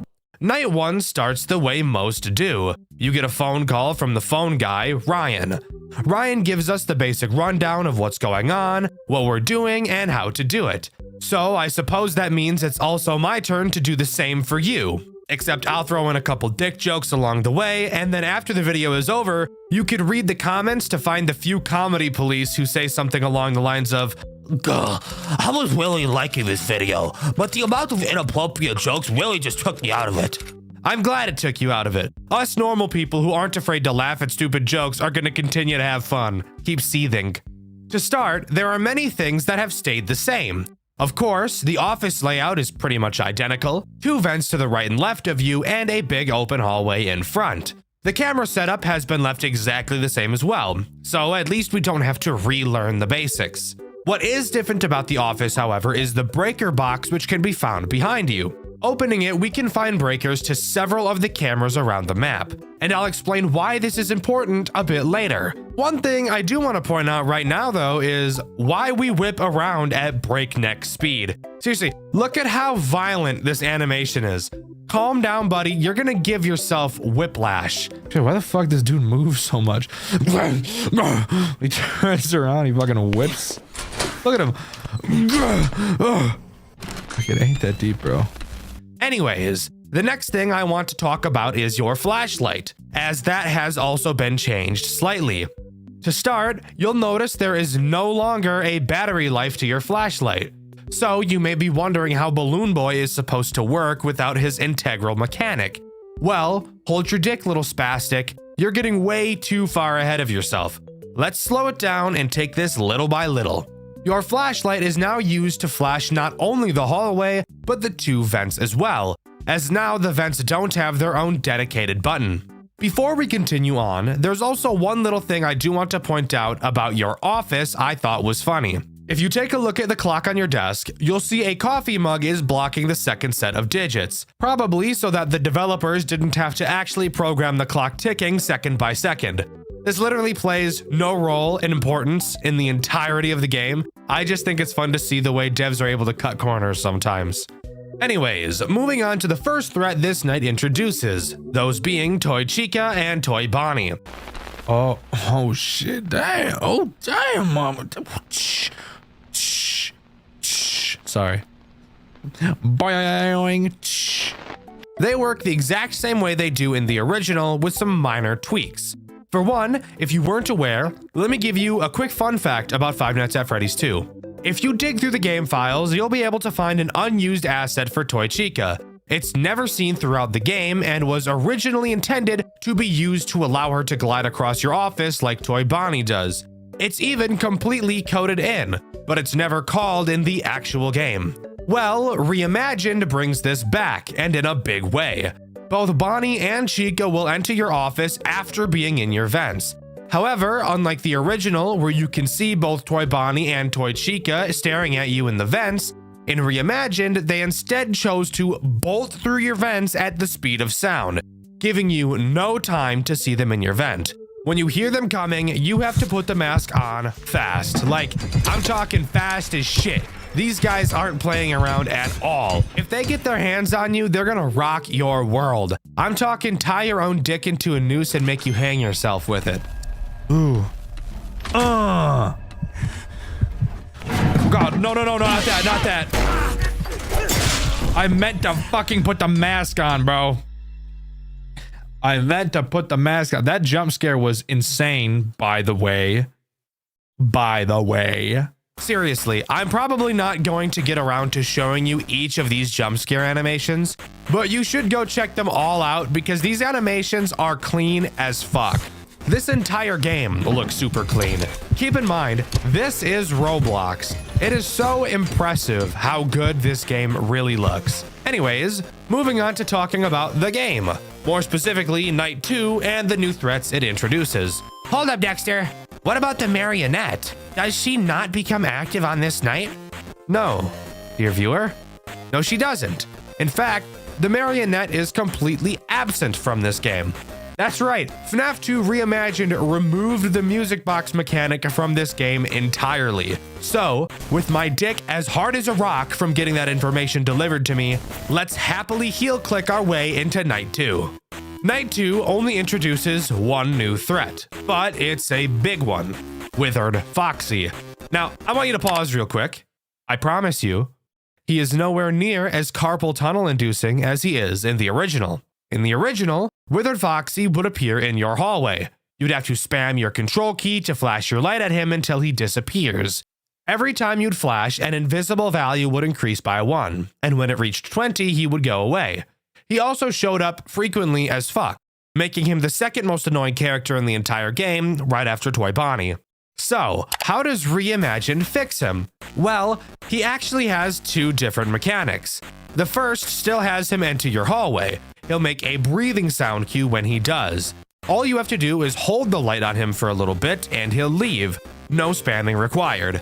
However, if you hear this sound cue and for some reason don't see him in your hallway, that means he's either in camera 1, 2, 3, or 4. You will have to find which camera he's in and use your flash beacon, which, by the way, is just a beam of light I've chosen not to mention so far. When you do, he'll fuck right off. Perfect. Something interesting about the phone call on night 2 is that Ryan called us in the first place. At the end of the night 1 phone call, he said he wouldn't be calling us again because the boss, presumably William Afton, is breathing down his neck. So getting a call on night 2 is surprising. He said he saw William inputting new parts into the old robots. He also tells us that these old models are very aggressive, which is interesting because usually the phone guys in these games will refuse to tell us anything about what's going on. Night 3 introduces 2 new threats, those being Mangle and Withered Freddy. Mangle is the easiest to understand, so let's start with her. She follows a very basic path, starting at the prize corner and making her way into your hallway. From there, she'll just crawl across the ceiling into your office rather than entering the right vent like in the original. Of course, all you need to do is put the mask on and it's problem solved. Now, on to Withered Freddy, who is the second reason to look at your cameras aside from Withered Foxy. Freddy is not fooled by the mask, something that you may find interesting given the fact he is in the original. And I have a theory as to why he is this way. We know William is using new parts on the old characters, which is why they're moving. Well, Toy Freddy never activates throughout this game. He literally has no mechanics. So my theory is that William is using parts from Toy Freddy to make Withered Freddy move around. For what reason? That I don't have an answer to. Anyways, what does Freddy actually do? Well, he begins in the main room and will slowly walk throughout the building to your office. Since he's an older model like Foxy, he's very sensitive to light, so the flash beacon will push him back a camera. Every time he moves, he'll make a very noticeable sound cue, making it easy to keep track of him. Overall, a mechanic I'm not usually a huge fan of, but it does get some brownie points for having a sound cue associated with it, I suppose. It's also during the night 3 phone call we learn why Henry hasn't been showing up for work. Apparently his daughter died. Wow. Who would have thought? I wonder who could have possibly done that. Anyways, snooze fest bitches, night 4 time it is. Introducing the final 2 characters this game has to offer, Withered Bonnie and Withered Chica. Both do the exact same thing, but just attack different sides of your office. Bonnie will attack your left vent and Chica will attack your right. They're just like their toy variants with one key difference. They're not affected by your mask. So how do you deal with them? Well, let's be adults and use context clues like grown-ups. Both Withered Freddy and Withered Foxy are sensitive to light. So, given the fact that Bonnie and Chica are also both withered animatronics, it's safe to say they'd be sensitive to light too. So, when you hear them crawling in your vent, which it does have a different sound cue to the toys coming through your vent, thankfully, all you have to do is hold your flashlight on that vent until they arrive. Instead of just leaving, they will actually throw you into a Five Nights at Candy's 3 style minigame, where they will jump around your office and you'll have to keep your light held on them until they eventually run away like little piss babies. Night 4's phone call mentions that the back room is starting to smell really bad, like there's something rotting back there. Now, I'm no genius, believe it or not. I do talk about Five Nights at Freddy's for a living, but I'm gonna guess that that's because there's 5 dead children back there. Just a hunch, but I'm willing to bet I'm probably correct. Night 5 adds nothing new. However, I do want to use this time to talk about your breaker, since I haven't really done that yet. Occasionally, one of your cameras has the chance to randomly break and go out. When it does, all you have to do is turn around and reboot whichever camera went out. Super simple, and in all honesty, throughout my entire playthrough, which by the way you can see over on my second channel, Dxtr Black, I actually rarely ever had this happen to me. And of course, another pretty important thing to bring up is the lack of characters in this game. Notably, Balloon Boy, the Marionette, Withered Golden Freddy, and Toy Freddy are completely absent and have no mechanics. And I actually think that the reasoning for this makes sense, if my reasoning is correct, that is. So, many of the characters in the original Five Nights at Freddy's 2 just do literally the exact same thing. Tell me what the difference between Toy Freddy and Withered Freddy are. Spoiler alert, there is no difference. In fact, the toy animatronics are actually disabled on nights 3 and 4 to instead be completely replaced by the Withereds. They serve no interesting purpose at all. You don't need Balloon Boy since there's no flashlight battery. The Marionette doesn't make sense since this game came up with a much better way to force you to look at the cameras. And Withered Golden Freddy isn't present for a lore reason, which we'll be talking about in a bit. And by a bit, I mean right now. After completing night 5, we get this cutscene.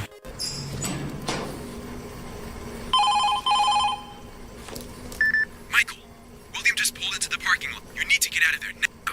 Don't even bother with the parts and service room anymore. Just get the hell out. He knows you're in the middle of your shift. There's no other reason he would be there than to... Just get out. I'm waiting outside in my car right now. Let's get into the village. I called the police, but they won't be here for a while. This place is in the middle of nowhere. Wait. He's messing with something on the side of the building. Hold on.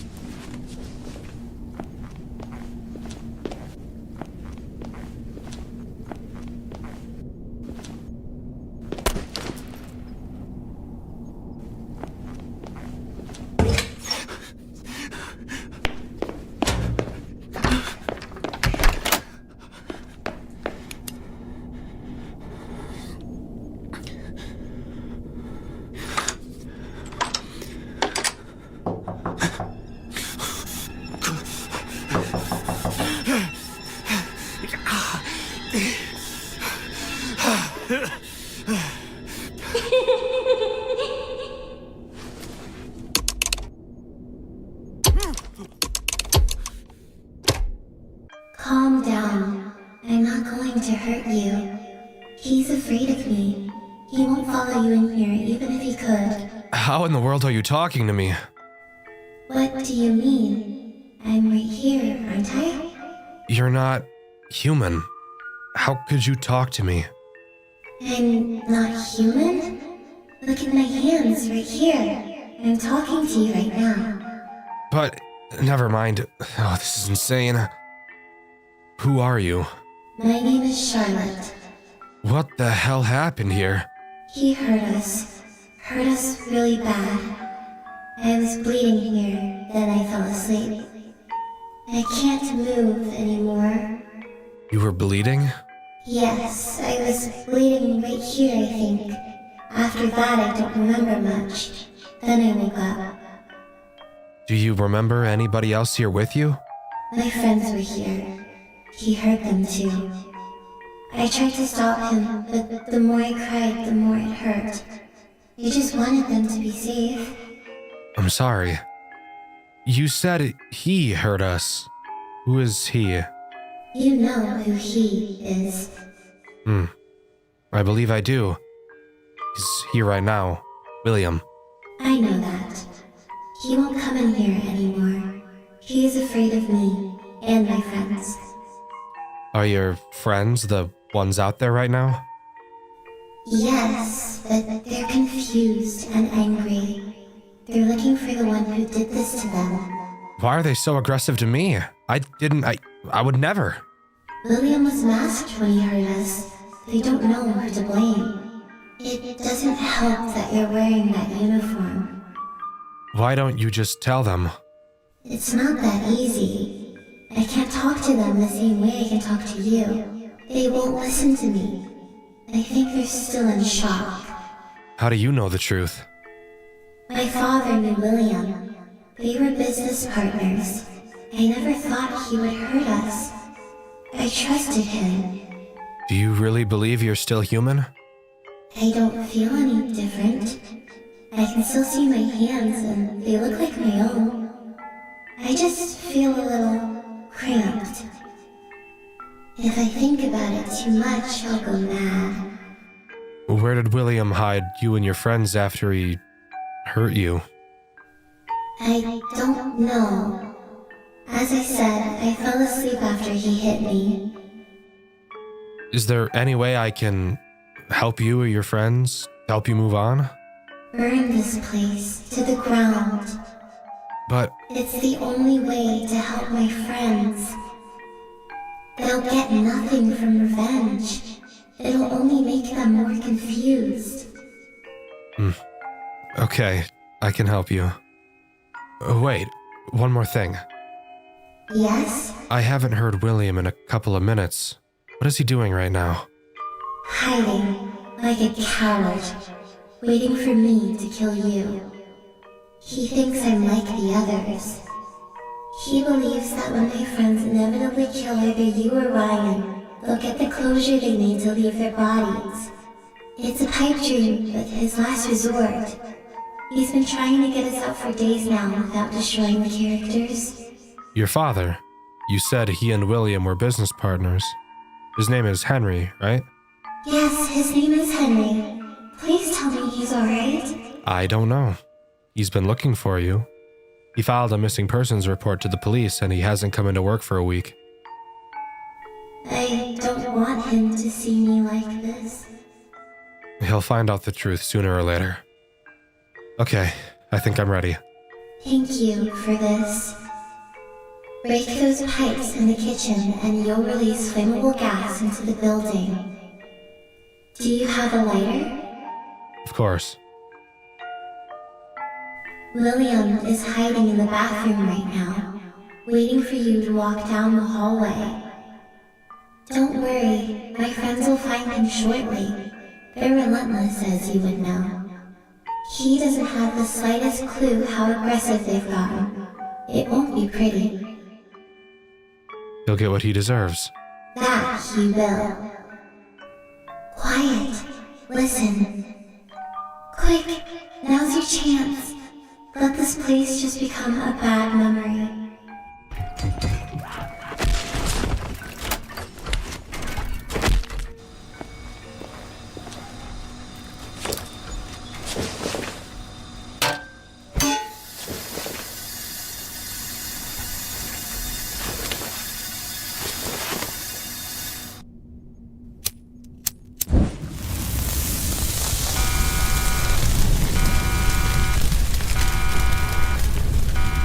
So, we set William ablaze in typical FNAF fashion, and FNAF 2 Reimagined comes to a close. Kind of. When this game first came out, that is where the main story ended. However, months after, a DLC was released that introduced a sixth night. And that night is something so unique, I've only seen something like it once before. Michael, you have a calling. Your efforts to save them, how selfless, have failed. They're still here with me. Charlotte, Oliver, Lucas, Ethan, and Zoe. I still remember their screams like it was yesterday. And they'll die again, and again, and again. Unless you come back to me and finish what you started. You're going to wish you never defied me. Night 6 has us re-enter the restaurant after it burned down. We have one final task to complete, saving all of the children. This night reminds me heavily of the entire gameplay loop of A Shadow over Freddy's, mainly in the way you move around, and the only threat present. As you could have probably been able to tell from the cutscene, William, of course, didn't die from that fire. William will randomly wander around the building. When you run into him, you will have to do something. I literally have no fucking idea what it is you have to do though. I was never able to actually fully understand it. I got some comments from viewers over on Dxtr Black because apparently I was just completely fucking wrong. I know it has something to do with your flash burst, which you only have 3 of. Something along the lines of when you see William, flash him, kind of, except it doesn't ever work. And even if you follow him into the next room he went into to try and flash him then, he'll just kill you instantly.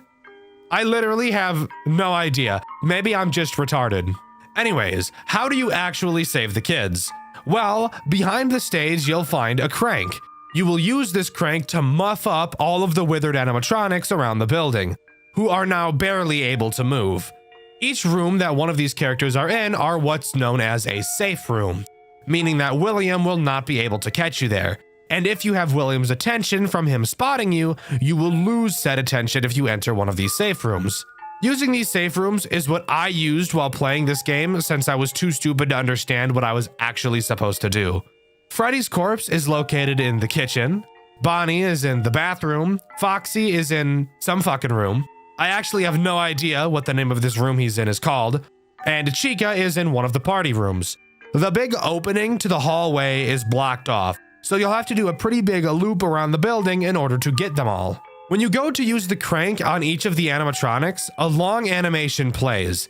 And it's during these animations you can really see how scared these characters appear to be. Really hitting home the fact that even though these characters are scary, they are still possessed by children. And you can really see the fear from them during these cutscenes, especially in Foxy's cutscene, which I feel shows how scared they are the most.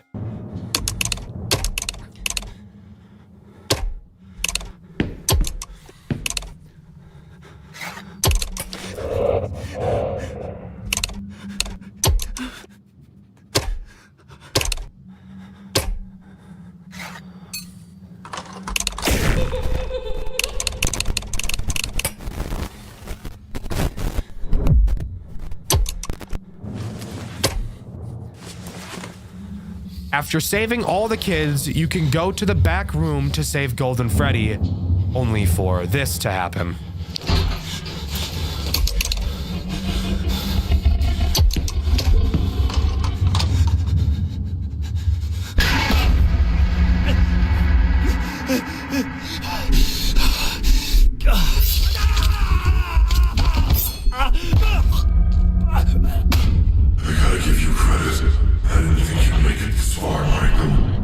Rotten hell. Oh, I won't be going to hell. I'm going to watch the light leave your eyes, just as I did with them. But why? What did they ever do to you? They're children. She's awake. Are you done for good, Michael? You never give up. That's what I liked about you. Go ahead. Free her. That's what you want so bad, right? I want you dead. That's what I want. Oh, Michael. You never were a good listener.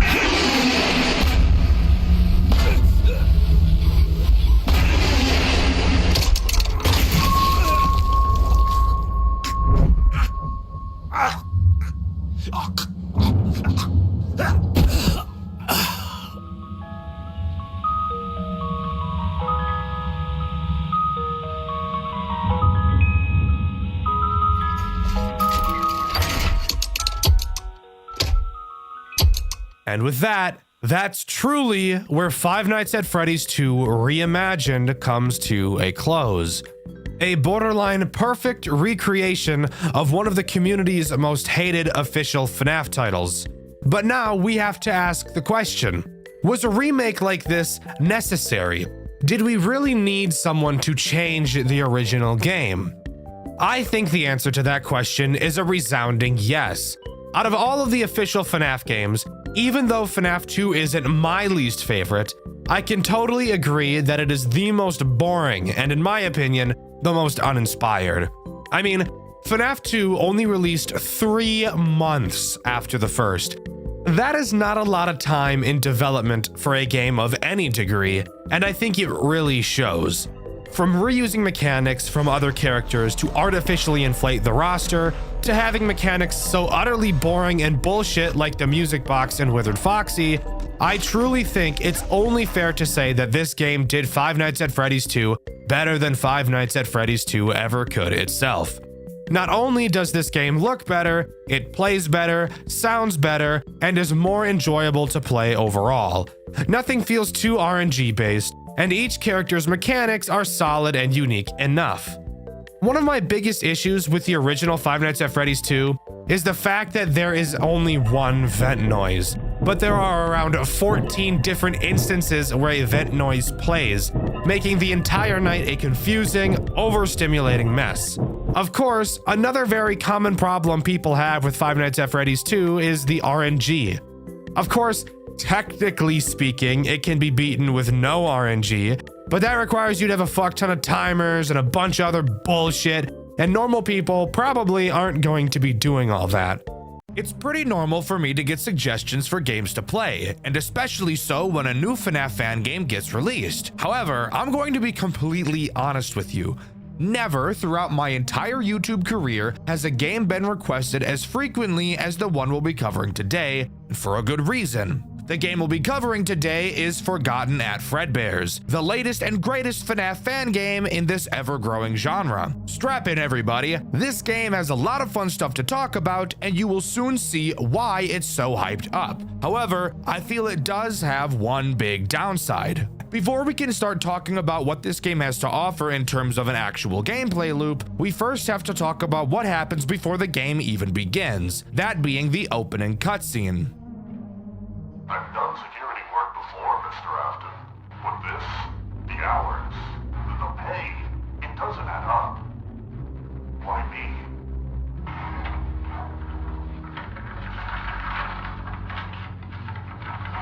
You are reliable, John.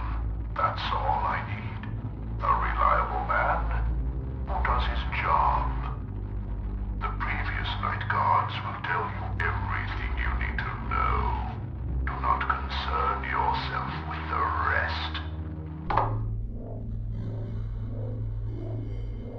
You always knew how to cover your tracks, didn't you, William? But I know what you've done. I've always known. It's not revenge. It's justice. Justice for her.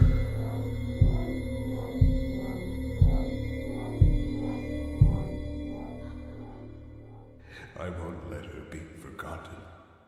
Alright, so already we've got a lot to unpack. To start, I'm assuming that we'll be playing as the guy William was talking to, John. William is hiring a new guard, but as you can already tell by the sinister look on his face, he clearly has some ulterior motives. Henry is pretty pissed, and should be. William did kill his daughter after all, but I wonder if there's any proof of that murder actually happening.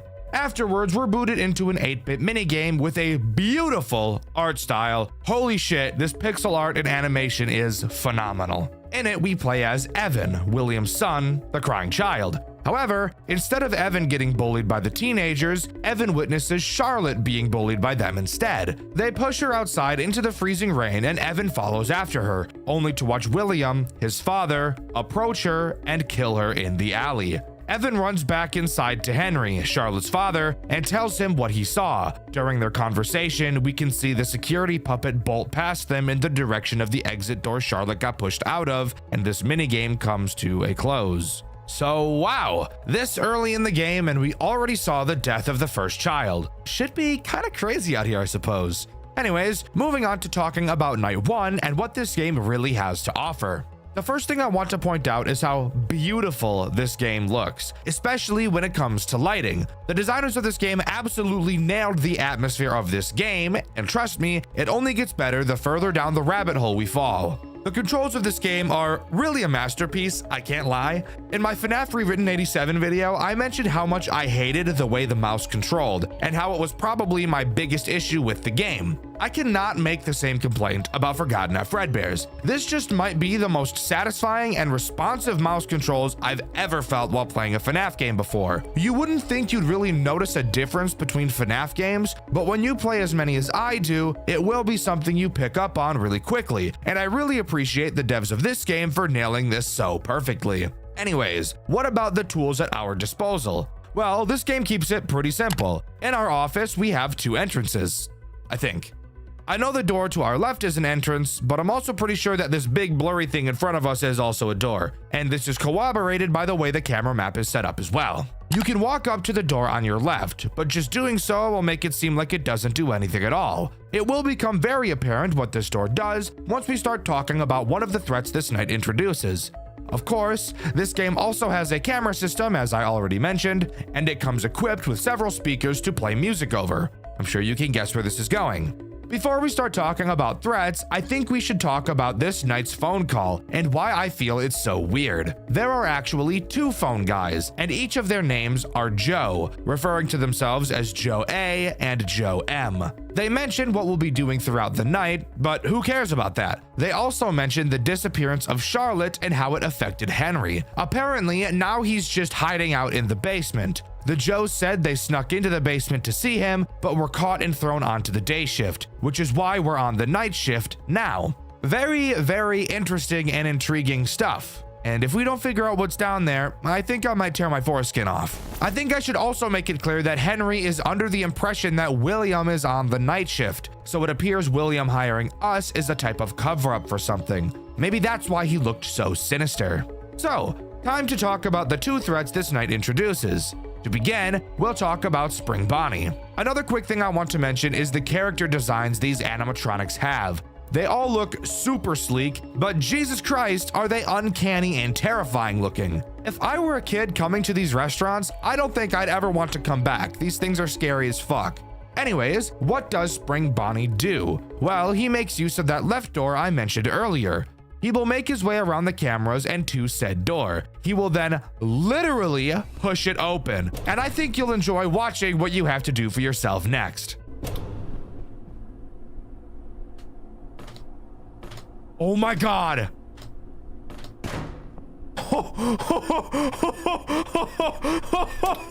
What the fuck? Yo, that's fucked up. That's so fucked up that you just did that to me. Tell me that's not the coolest fucking thing you've ever seen. They're straight up tossing in some after hours at Cody's level timing shit, and I'm all for it. It really adds to the stress and tension that the actual employee would be feeling during this moment. I think it adds so much to the atmosphere and really makes it feel like you're part of the experience. The next threat this night introduces is the security puppet, easily one of the most uncomfortable looking characters to come out of this game.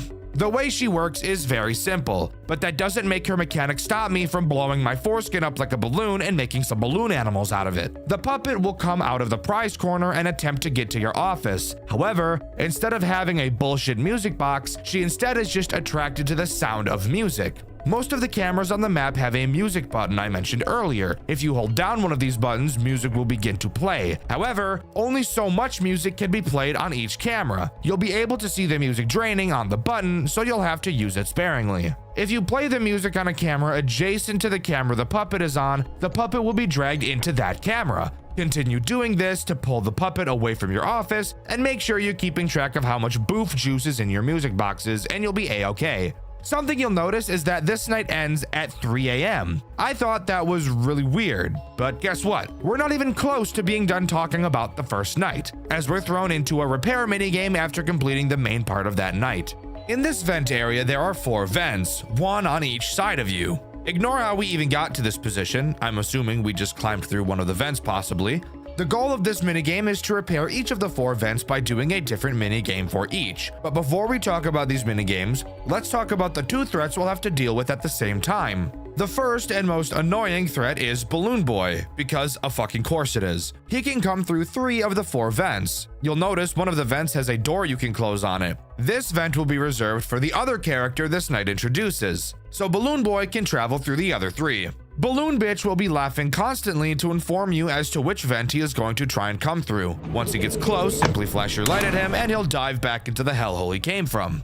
The other threat in this minigame is Mangle. Mangle works in much the same way as Balloon Boy, except she can only attack the vent that has the door. She makes sound cues as well, and when the sound cue she makes is very loud, that's how you know she's about to attack. Quickly turn to her vent and hold the vent closed. Once she stops banging on it, you're free to let go and continue fixing the vents. Speaking of fixing vents, how exactly do you do that? Very simple. Just kidding, each vent has a different minigame. The first vent will have you match several symbols multiple times over. This minigame is obviously super simple, but do keep in mind you will be being attacked by two dickheads at the same time. Once you complete this minigame enough, you can move on to the next. The next minigame has you playing Simon Says. Easily the most frustrating of the 4 minigames for one main reason. You cannot drop the maintenance panel until the system has stopped showing you the Simon Says panels. So, if you hear Mangle about to rape your shit, you'll have to wait until the panel very slowly shows you all 5 squares you have to memorize before you can deal with her. You then have to hope to God you remember the pattern as you turn back, because if you fuck up, your repair percentage will drop and you'll be stuck doing this minigame for even longer. The next minigame is Simple Sugar. Every few seconds, a letter will appear. All you have to do is press that letter on your keyboard. Do this enough times, and we can talk about the final minigame. The final minigame blows a bit of dick. You will have 2 bars with 2 small rectangles at random points on them. Clicking and holding a bar will make it start to fill up. If you let go, the bar will slowly decrease. You have to get both bars to be inside of their small rectangles at the same time, and do this several times for the minigame to end. This isn't by any means a difficult minigame, it just makes my dick hurt and my blood pressure rise. But if you can complete all 4 minigames, Night 1 will officially be completed. That's right, that was all only Night 1. Hooray! Hooray! I let you take the night shift. I thought the other guards were too curious. I told you I trusted you to handle things. So go ahead, play a little card. But I know what you did, and I'll be the one who will deal with you. Our creations will be your undoing. I know the truth, and I won't let you live after what you did to my girl. I know what you are capable of. I'm sorry, old friend.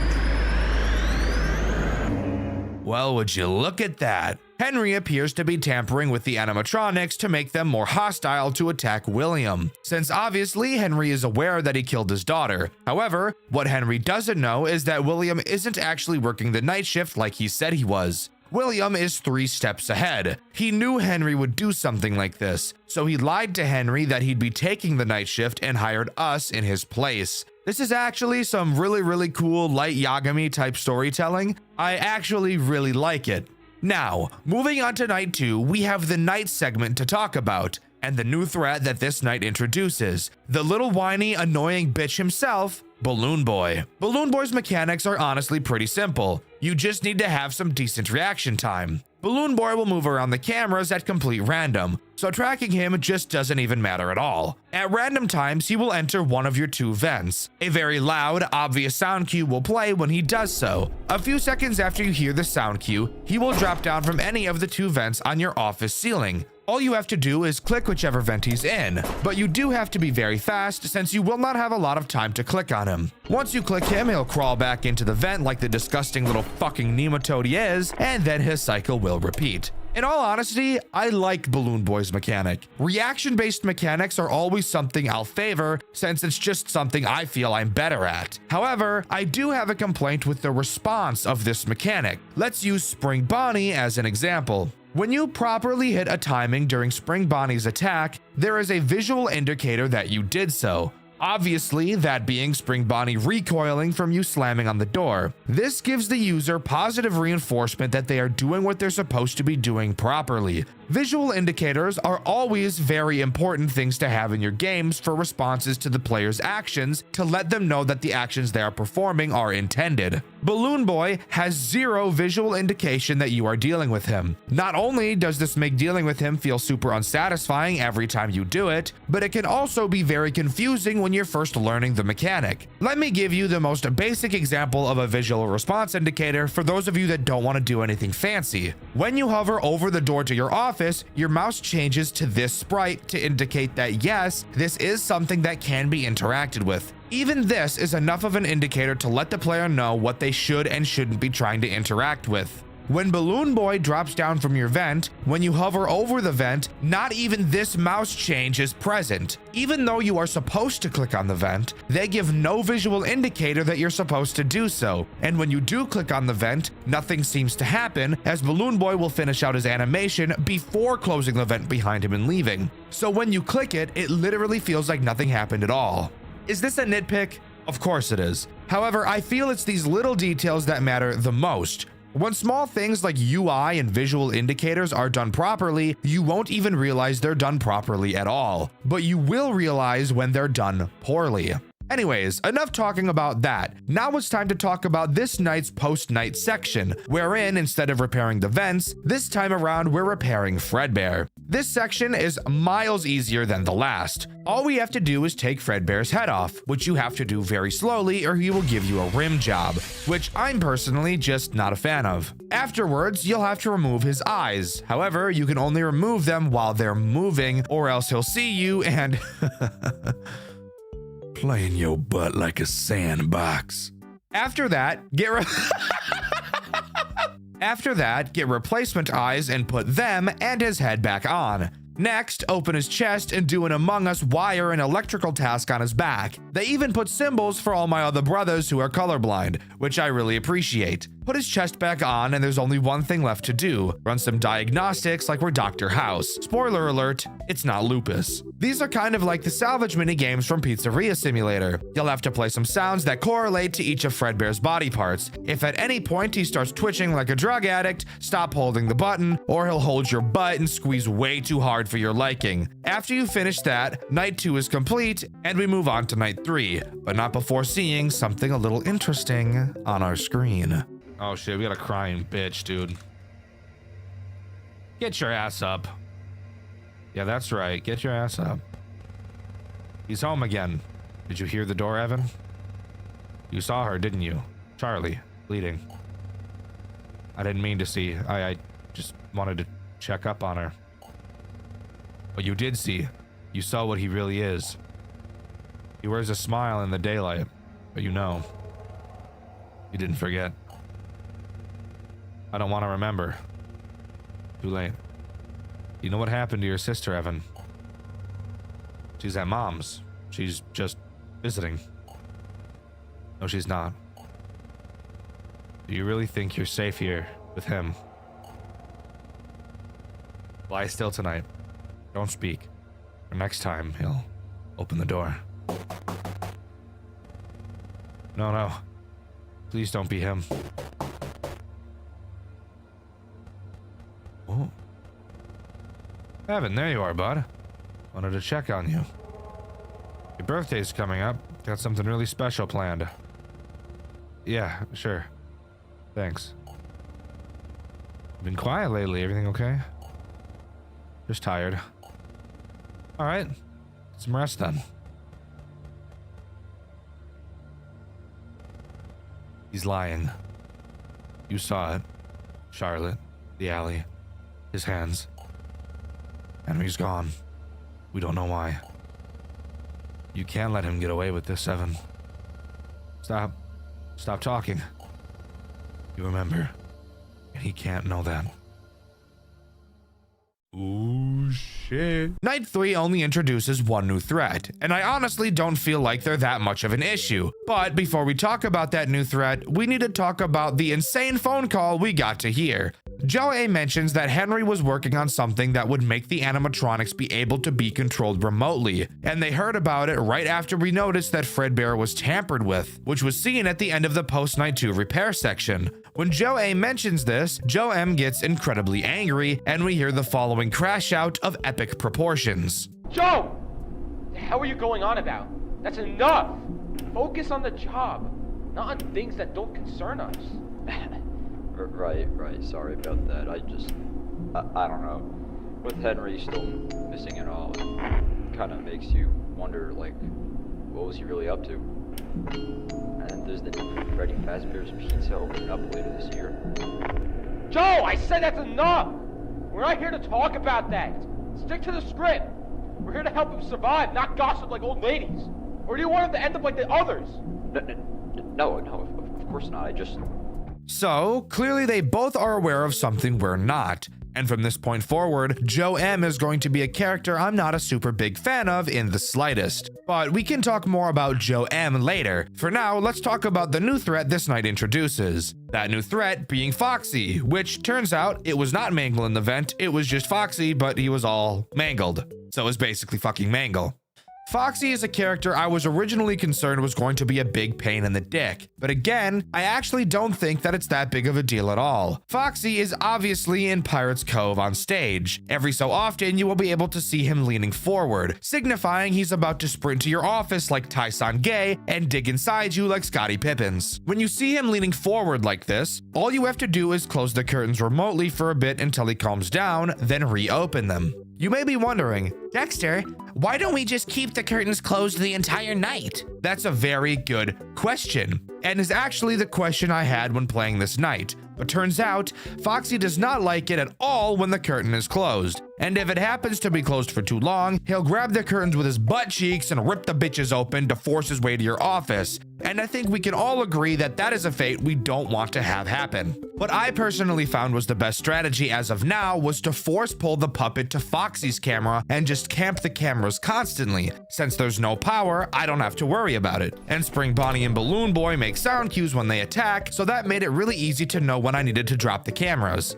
Eventually, the music box in Pirate's Cove would run out, and when it did, I'd just drag the puppet to the prize corner and keep him there for the remainder of the night. If you recall, each night only goes until 3 AM, so this actually makes it very, very easy to conserve your music boxes. I just really hope that the puppet doesn't get ass-clenchingly fast by the end of this game. Of course, after we reach 3 AM, we can move on to the post-night section, which has us restocking a supply closet, with Joe M on the phone with us, talking it through. It's during this section where we begin to hear how much of an asshole Joe M really is, as throughout this section, as he's explaining what to do, the tone in his voice is very clearly aggressive. The closet light.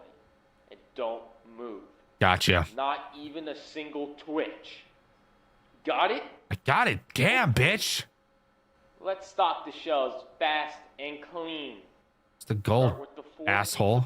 Anyways, on to what we actually have to do during this section. Throughout it, we will get deliveries of boxes outside of the closet door, consisting of things like duct tape, paper towel, tissues, and some other shit as well. Joe M will tell us the very oddly specific places on the shelf where we need to place each item. Which, by the way, I don't know why where we place things is so goddamn important, but clearly to Joe M it is. Of course, that's not all we have to do, as Fredbear and Spring Bonnie will be trying to enter our insides, like those fucked up little crack addicts who decide diving face first into a cave called Tight Squeeze Death Trap that has a survival rate of 0%, knowing damn well they have a wife and 3 kids back at home. Each character behaves slightly differently and will require a different form of defense. If you ever see Spring Bonnie at your door, all you have to do is hold your flashlight on his face until he runs away. Fredbear is a little different. If you see him at your door, you have to shut the light off to the closet and hold completely still until you hear his big fat feet waddling away. Then you can turn the light back on and continue. After you stock every item and fill the shelves up, Joe M abruptly hangs up on us. No goodbye. Closet stocked. You're done. Good. Why is he such a dude? Why is he such a dickhead? I have no idea what got into him. He's acting like we're the ones who brought up Henry's new experiment on the phone. It's not my problem, asshole. Anyways, on to night 4. I don't care. Take care of Joe A. He's gonna get us all in trouble. Hey, champ. You like the yellow ones or the red ones better? You know, I didn't get a party like this when I was your age. Back then, we didn't have animatronics singing our name. I don't want them to sing to me.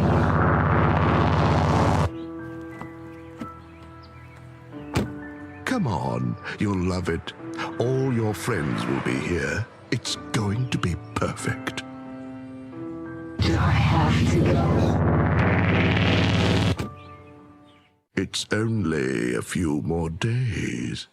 Evan clearly is not a fan of the restaurant. I wonder why. Considering what he saw, there's not so much to talk about in the night section of Night 4. However, there are two things I still want to mention. The first being the absence of Joe A. Obviously, in that cutscene, William says to get rid of him, and Joe M on the phone call says we won't be seeing him again. He also continues being an asshole throughout the call as well, and ends the call abruptly. No goodbye, dick. Anyways, the second thing I want to talk about is obviously the threat this night introduces. The man, the myth, the fat bastard himself, Fredbear. In all honesty, I think Fredbear is a pretty disappointing character in this game, as he is quite literally pretty much just Balloon Boy. Fredbear will wander through your cameras and eventually make his way to the two big doors in front of you in your office. When he walks through these doors, all you have to do is stare at him and not move. After a few seconds and some hallucinations saying he hurt us, Fredbear will exit the office. Literally just Balloon Boy with less steps, because you don't even have to click on him. But in all honesty, I think this game shines way more in the post-night minigames rather than the actual night segments, which I actually think is pretty cool. So speaking of, what happens during Night 4's post-night minigame? Well, we actually get to hear from Joe A again. He begins his message by saying if we're hearing him now, then that means something terrible happened to him. So basically, somebody murked my homeboy, and I'm gonna figure out who it is. Mark my words, when I do, I'm gonna grab their balls and squeeze them so hard they burst into little pieces, bursting his 2 balls into 38 tiny balls. Don't play with me. In this minigame, we get to speak directly to the puppet. Joe A tells us that we should never repeat to anyone what the puppet is about to say to us. There are some pre-selected questions that we'll have to ask her, and through her answers we learn that she's Charlotte, the girl William killed in the alley, and the girl that Evan found, Henry's daughter. She mentions William, Henry, and the basement that she says nobody was supposed to enter. However, Henry has been in the basement a lot recently, obviously working on whatever he's doing to kill William. The puppet tells us that she has the key and ends the minigame by giving it to us, telling me that the final minigame we'll play will take place in that basement. However, this minigame isn't just talking to the puppet, as there are two major threats we have to deal with while doing so. Obviously, one of them is the puppet herself. While she's having the conversation with us, Joe A told us that she's very unstable. So if she ever starts to quiver in her boots, we'll have to use the music box to calm her down. The second threat during this minigame is Foxy. He will eventually wander into the prize corner with us, attempting to lick up the nape of our neck. He has several positions he can be seen in. If at any point he starts twitching like a drug addict, you'll have to pull the spring lock override switch to reset him. However, resetting him will also cause the puppet to go crazy mode, and you'll have to immediately use the music box to calm her down again. After we get the key from Charlotte, we can move on to Night 5. Speaking of night, there is a metric fuck ton to talk about, so let's waste no time. To start, the night section is just a harder version of Night 4, so we can completely skip over that as it's not interesting at all. However, the post-night minigame is something crazy. These machines were meant to be the future, William.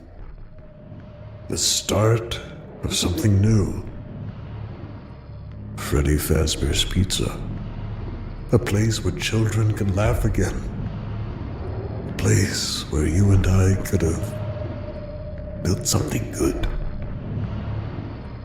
And just like that, we've entered the basement where the original 4 animatronics are present and ready to eat our bussy. This minigame feels very reminiscent of Night 1's post-night vent minigame, where we have 4 different tasks to complete while being attacked. Each task we have to complete relates to one of the characters. Each has a different task we have to perform, while that task's respective character tries to insert itself inside of us. To start, let's begin with the main office area. There is a notepad on our desk that explains in detail how to deal with each character, but I'll be doing that for you, so we're going to ignore that part. What is important is this code on the bottom line, which gives us a termination code for each animatronic. After completing their task, we'll have to type this code into the computer to disengage them. While in the office, each animatronic has the chance to appear. When they do, just hide under the desk until they go away. Alright, so let's talk about Bonnie's minigame first. In it, there are several wires like it's Among Us. While looking at the panel, every century it feels like a symbol will appear on a small screen. You then have to cut the wire that shares that symbol. Cut the wrong one and Bonnie has a field day with you. Also, Bonnie is fat as shit. Occasionally, Bonnie will appear in the room with you. When he does, all you have to do is stare at him and hold your flashlight in his eyes, blinding him like when I was a kid and would stare at the sun for too long, or when I'd put the flashlight right up to my eyeball and turn it on. After you cut all the wires and disable him on the computer, we can move on to Chica. But I know what you did. To her. To Charlie. You stood there and you watched the light go out of her eyes, didn't you? My little girl. And you took her from me. I thought if I gave these machines a greater purpose, if I made them strong enough, smart enough, maybe they could end you. Maybe they could give her peace. Chica's tasks requires you to wait for 300 years for a fuck ton of switches to light up in a specific order, flicking them on after they light up. Meanwhile, Chica will slowly be approaching you through the hallway. When she gets close, all you have to do is close the door until she leaves. Once you've flipped every switch and disabled her on the computer, it's time to move on to Foxy. Freddy wasn't enough. Neither were the others upstairs. You slipped through again, like you always do. So I turned to the prototypes. Stronger, smarter, obedient only to me. Never to you.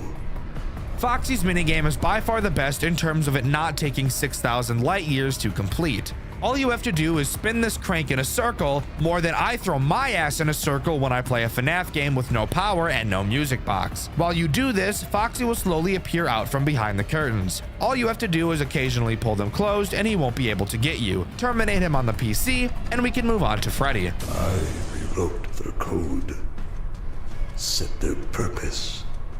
Freddy, Bonnie, Chica. The ones buried down here. They were meant for you, William. To tear you apart, piece by piece, until nothing is left. Freddy makes me want to die, easily being the most annoying character in this entire minigame. All you have to do is hold down a lever while a meter very painstakingly slowly fills up. Occasionally, Freddy will enter the room, and all you have to do is stare at him and not move until he goes away. The only problem with this section of this minigame is that it literally takes like 5 fucking minutes. It's ridiculous. Of course, terminate him on the computer, and the night is over, giving us this final, insane cutscene. It's a pretty long one, but you're not going to want to miss it. I can't forgive you.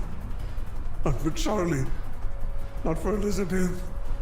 Not for any of them. I don't know how, but you seem to destroy everything you touch. I want you to remember her face. Remember what you stole. Because everything I've built since that night has been for her. You will die here, William. And you will suffer. Thank you for getting rid of them for me. But I can't let you walk out of here with all that, John. Nothing personal.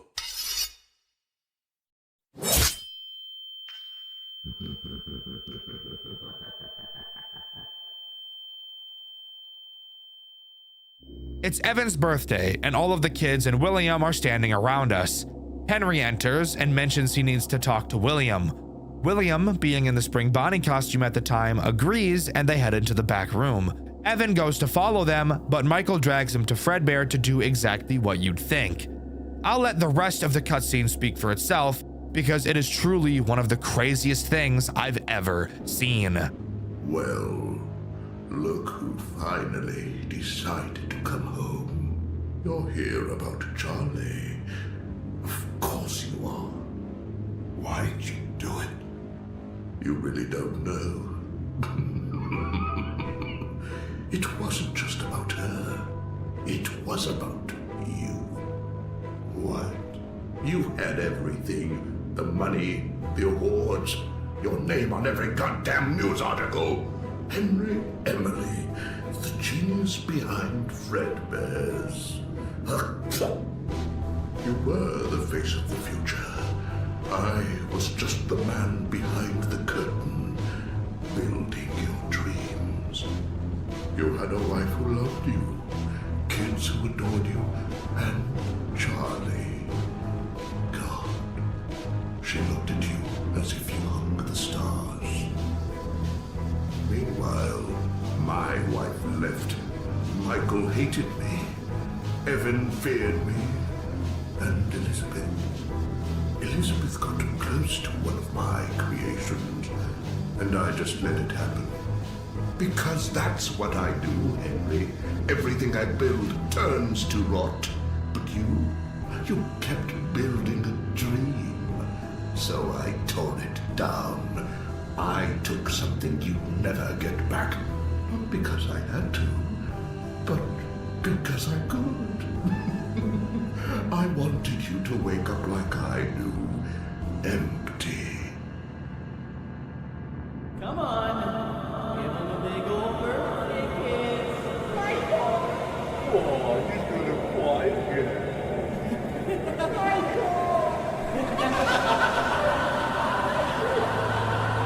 She was just a child.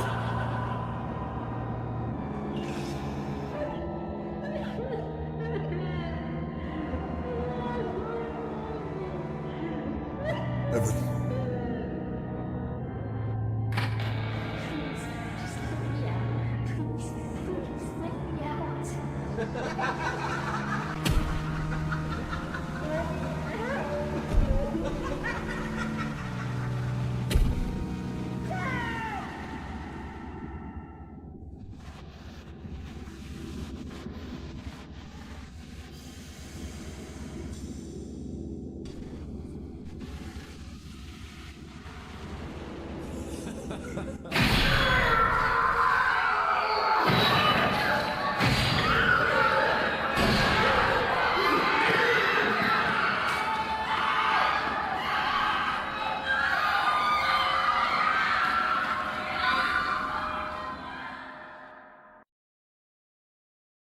Holy shit.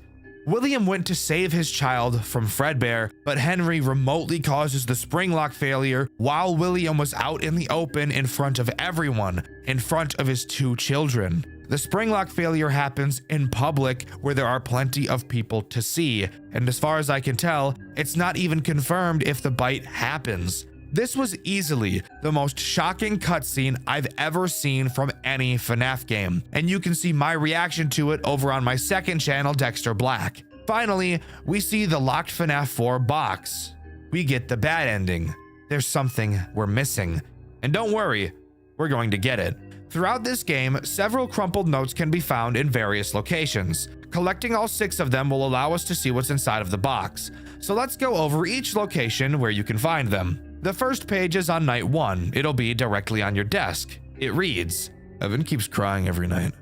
He says he's seeing things moving at Fredbear's when nobody's there. Ever since Charlie went missing, he's been acting weird. The second page is found inside of one of the vents during the post-night 1 minigame. However, it doesn't appear immediately. You will have to wait for a little bit before it'll actually show up, which is a bit weird. Regardless, it reads, it's kind of funny how that balloon boy animatronic looks like me when I was little. I think Dad's trying to mess with me. He said it's a reminder of his favorite troublemaker. The third note can be found on the floor of the back room during the Repair Fredbear minigame. It reads, Henry hasn't shown up in a while. When I asked Dad, he started acting mysterious again. Reminds me of when Mom took Liz and left. Dad won't even talk about it. The fourth page is found during the stockpiling shelves minigame. After stocking the pizza boxes and the paper towel rolls, in the hallway you'll be able to find it on the floor. It reads, the new Freddy's place is supposed to have a pirate Foxy animatronic. I told Dad that one's gonna be my favorite. The fifth page is found during the speaking to the puppet minigame. If you turn around where Foxy stands, you'll be able to see it on the shelf. It reads, my favorite employee, Joe A, got fired today. Kinda sucks. He was pretty cool. Used to sneak me extra tokens when Dad wasn't around. At least we still have the other Joe, but he's been acting weird lately. The final note is found in the basement night. If you go to Chica's room, on a chair next to the wall is where the note lays. It reads, "Me and the guys are planning something for Evan's birthday. We're gonna make him see that Fredbear's isn't scary. He needs to toughen up." Through these notes, it's very obvious that they were all written by Michael Afton. And that last note is especially eerie, confirming that the act that ends up getting Evan killed was premeditated. Now granted, clearly from this note we see they weren't trying to harm him, and it's framed in this game that Michael actually really cares about Evan and wants him to be tougher and not so scared of Fredbear's like we know he is. And nothing confirms this more than the true ending. After collecting all 6 notes, we'll be able to open the FNAF 4 box, and we get to hear from Michael himself, now completely alone with no family left. Evan, I don't know if you can hear me, but I'm so sorry. I didn't think you would go that far. I didn't think that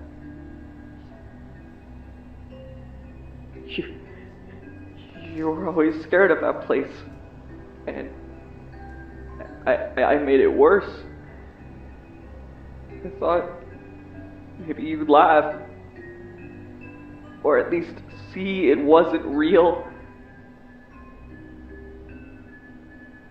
Dad's gone. Right after it happened, his body disappeared, just vanished.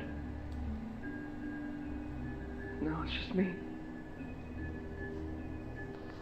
I didn't mean to hurt you, Evan. I didn't mean to scare you. I just wanted you to stop crying. To stop being afraid. But I messed up. I'm gonna fix it. I don't know how yet, but I will. I'll stay here. I will put you back together, and then I'm gonna go find him. I'm going to go find Dad. Wherever he is. I don't care how long it takes. Effing just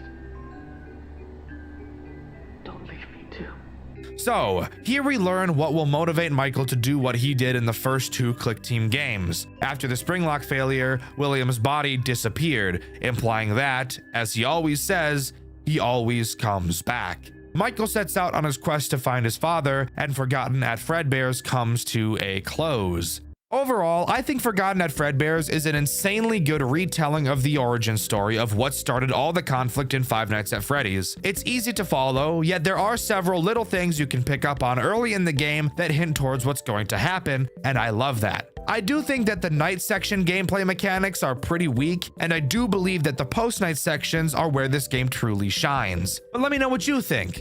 Do you agree with me, or do you think this game doesn't compare to the other newer FNAF fan games? Let me know in the comments below. In my Chica's Party World Rebaked video, I asked you guys what FNAF fan game you'd like to see get a sequel, and my favorite answer was this one by FaZe Rings. They said After Hours at Cody's, and I agree. I would love to get another Cody's game. The first one was so innovative and tried a bunch of fun things. I would love to see another entry in the series. The question of this video is, what are some non-FNAF horror games you'd like to see me cover in the future, and why?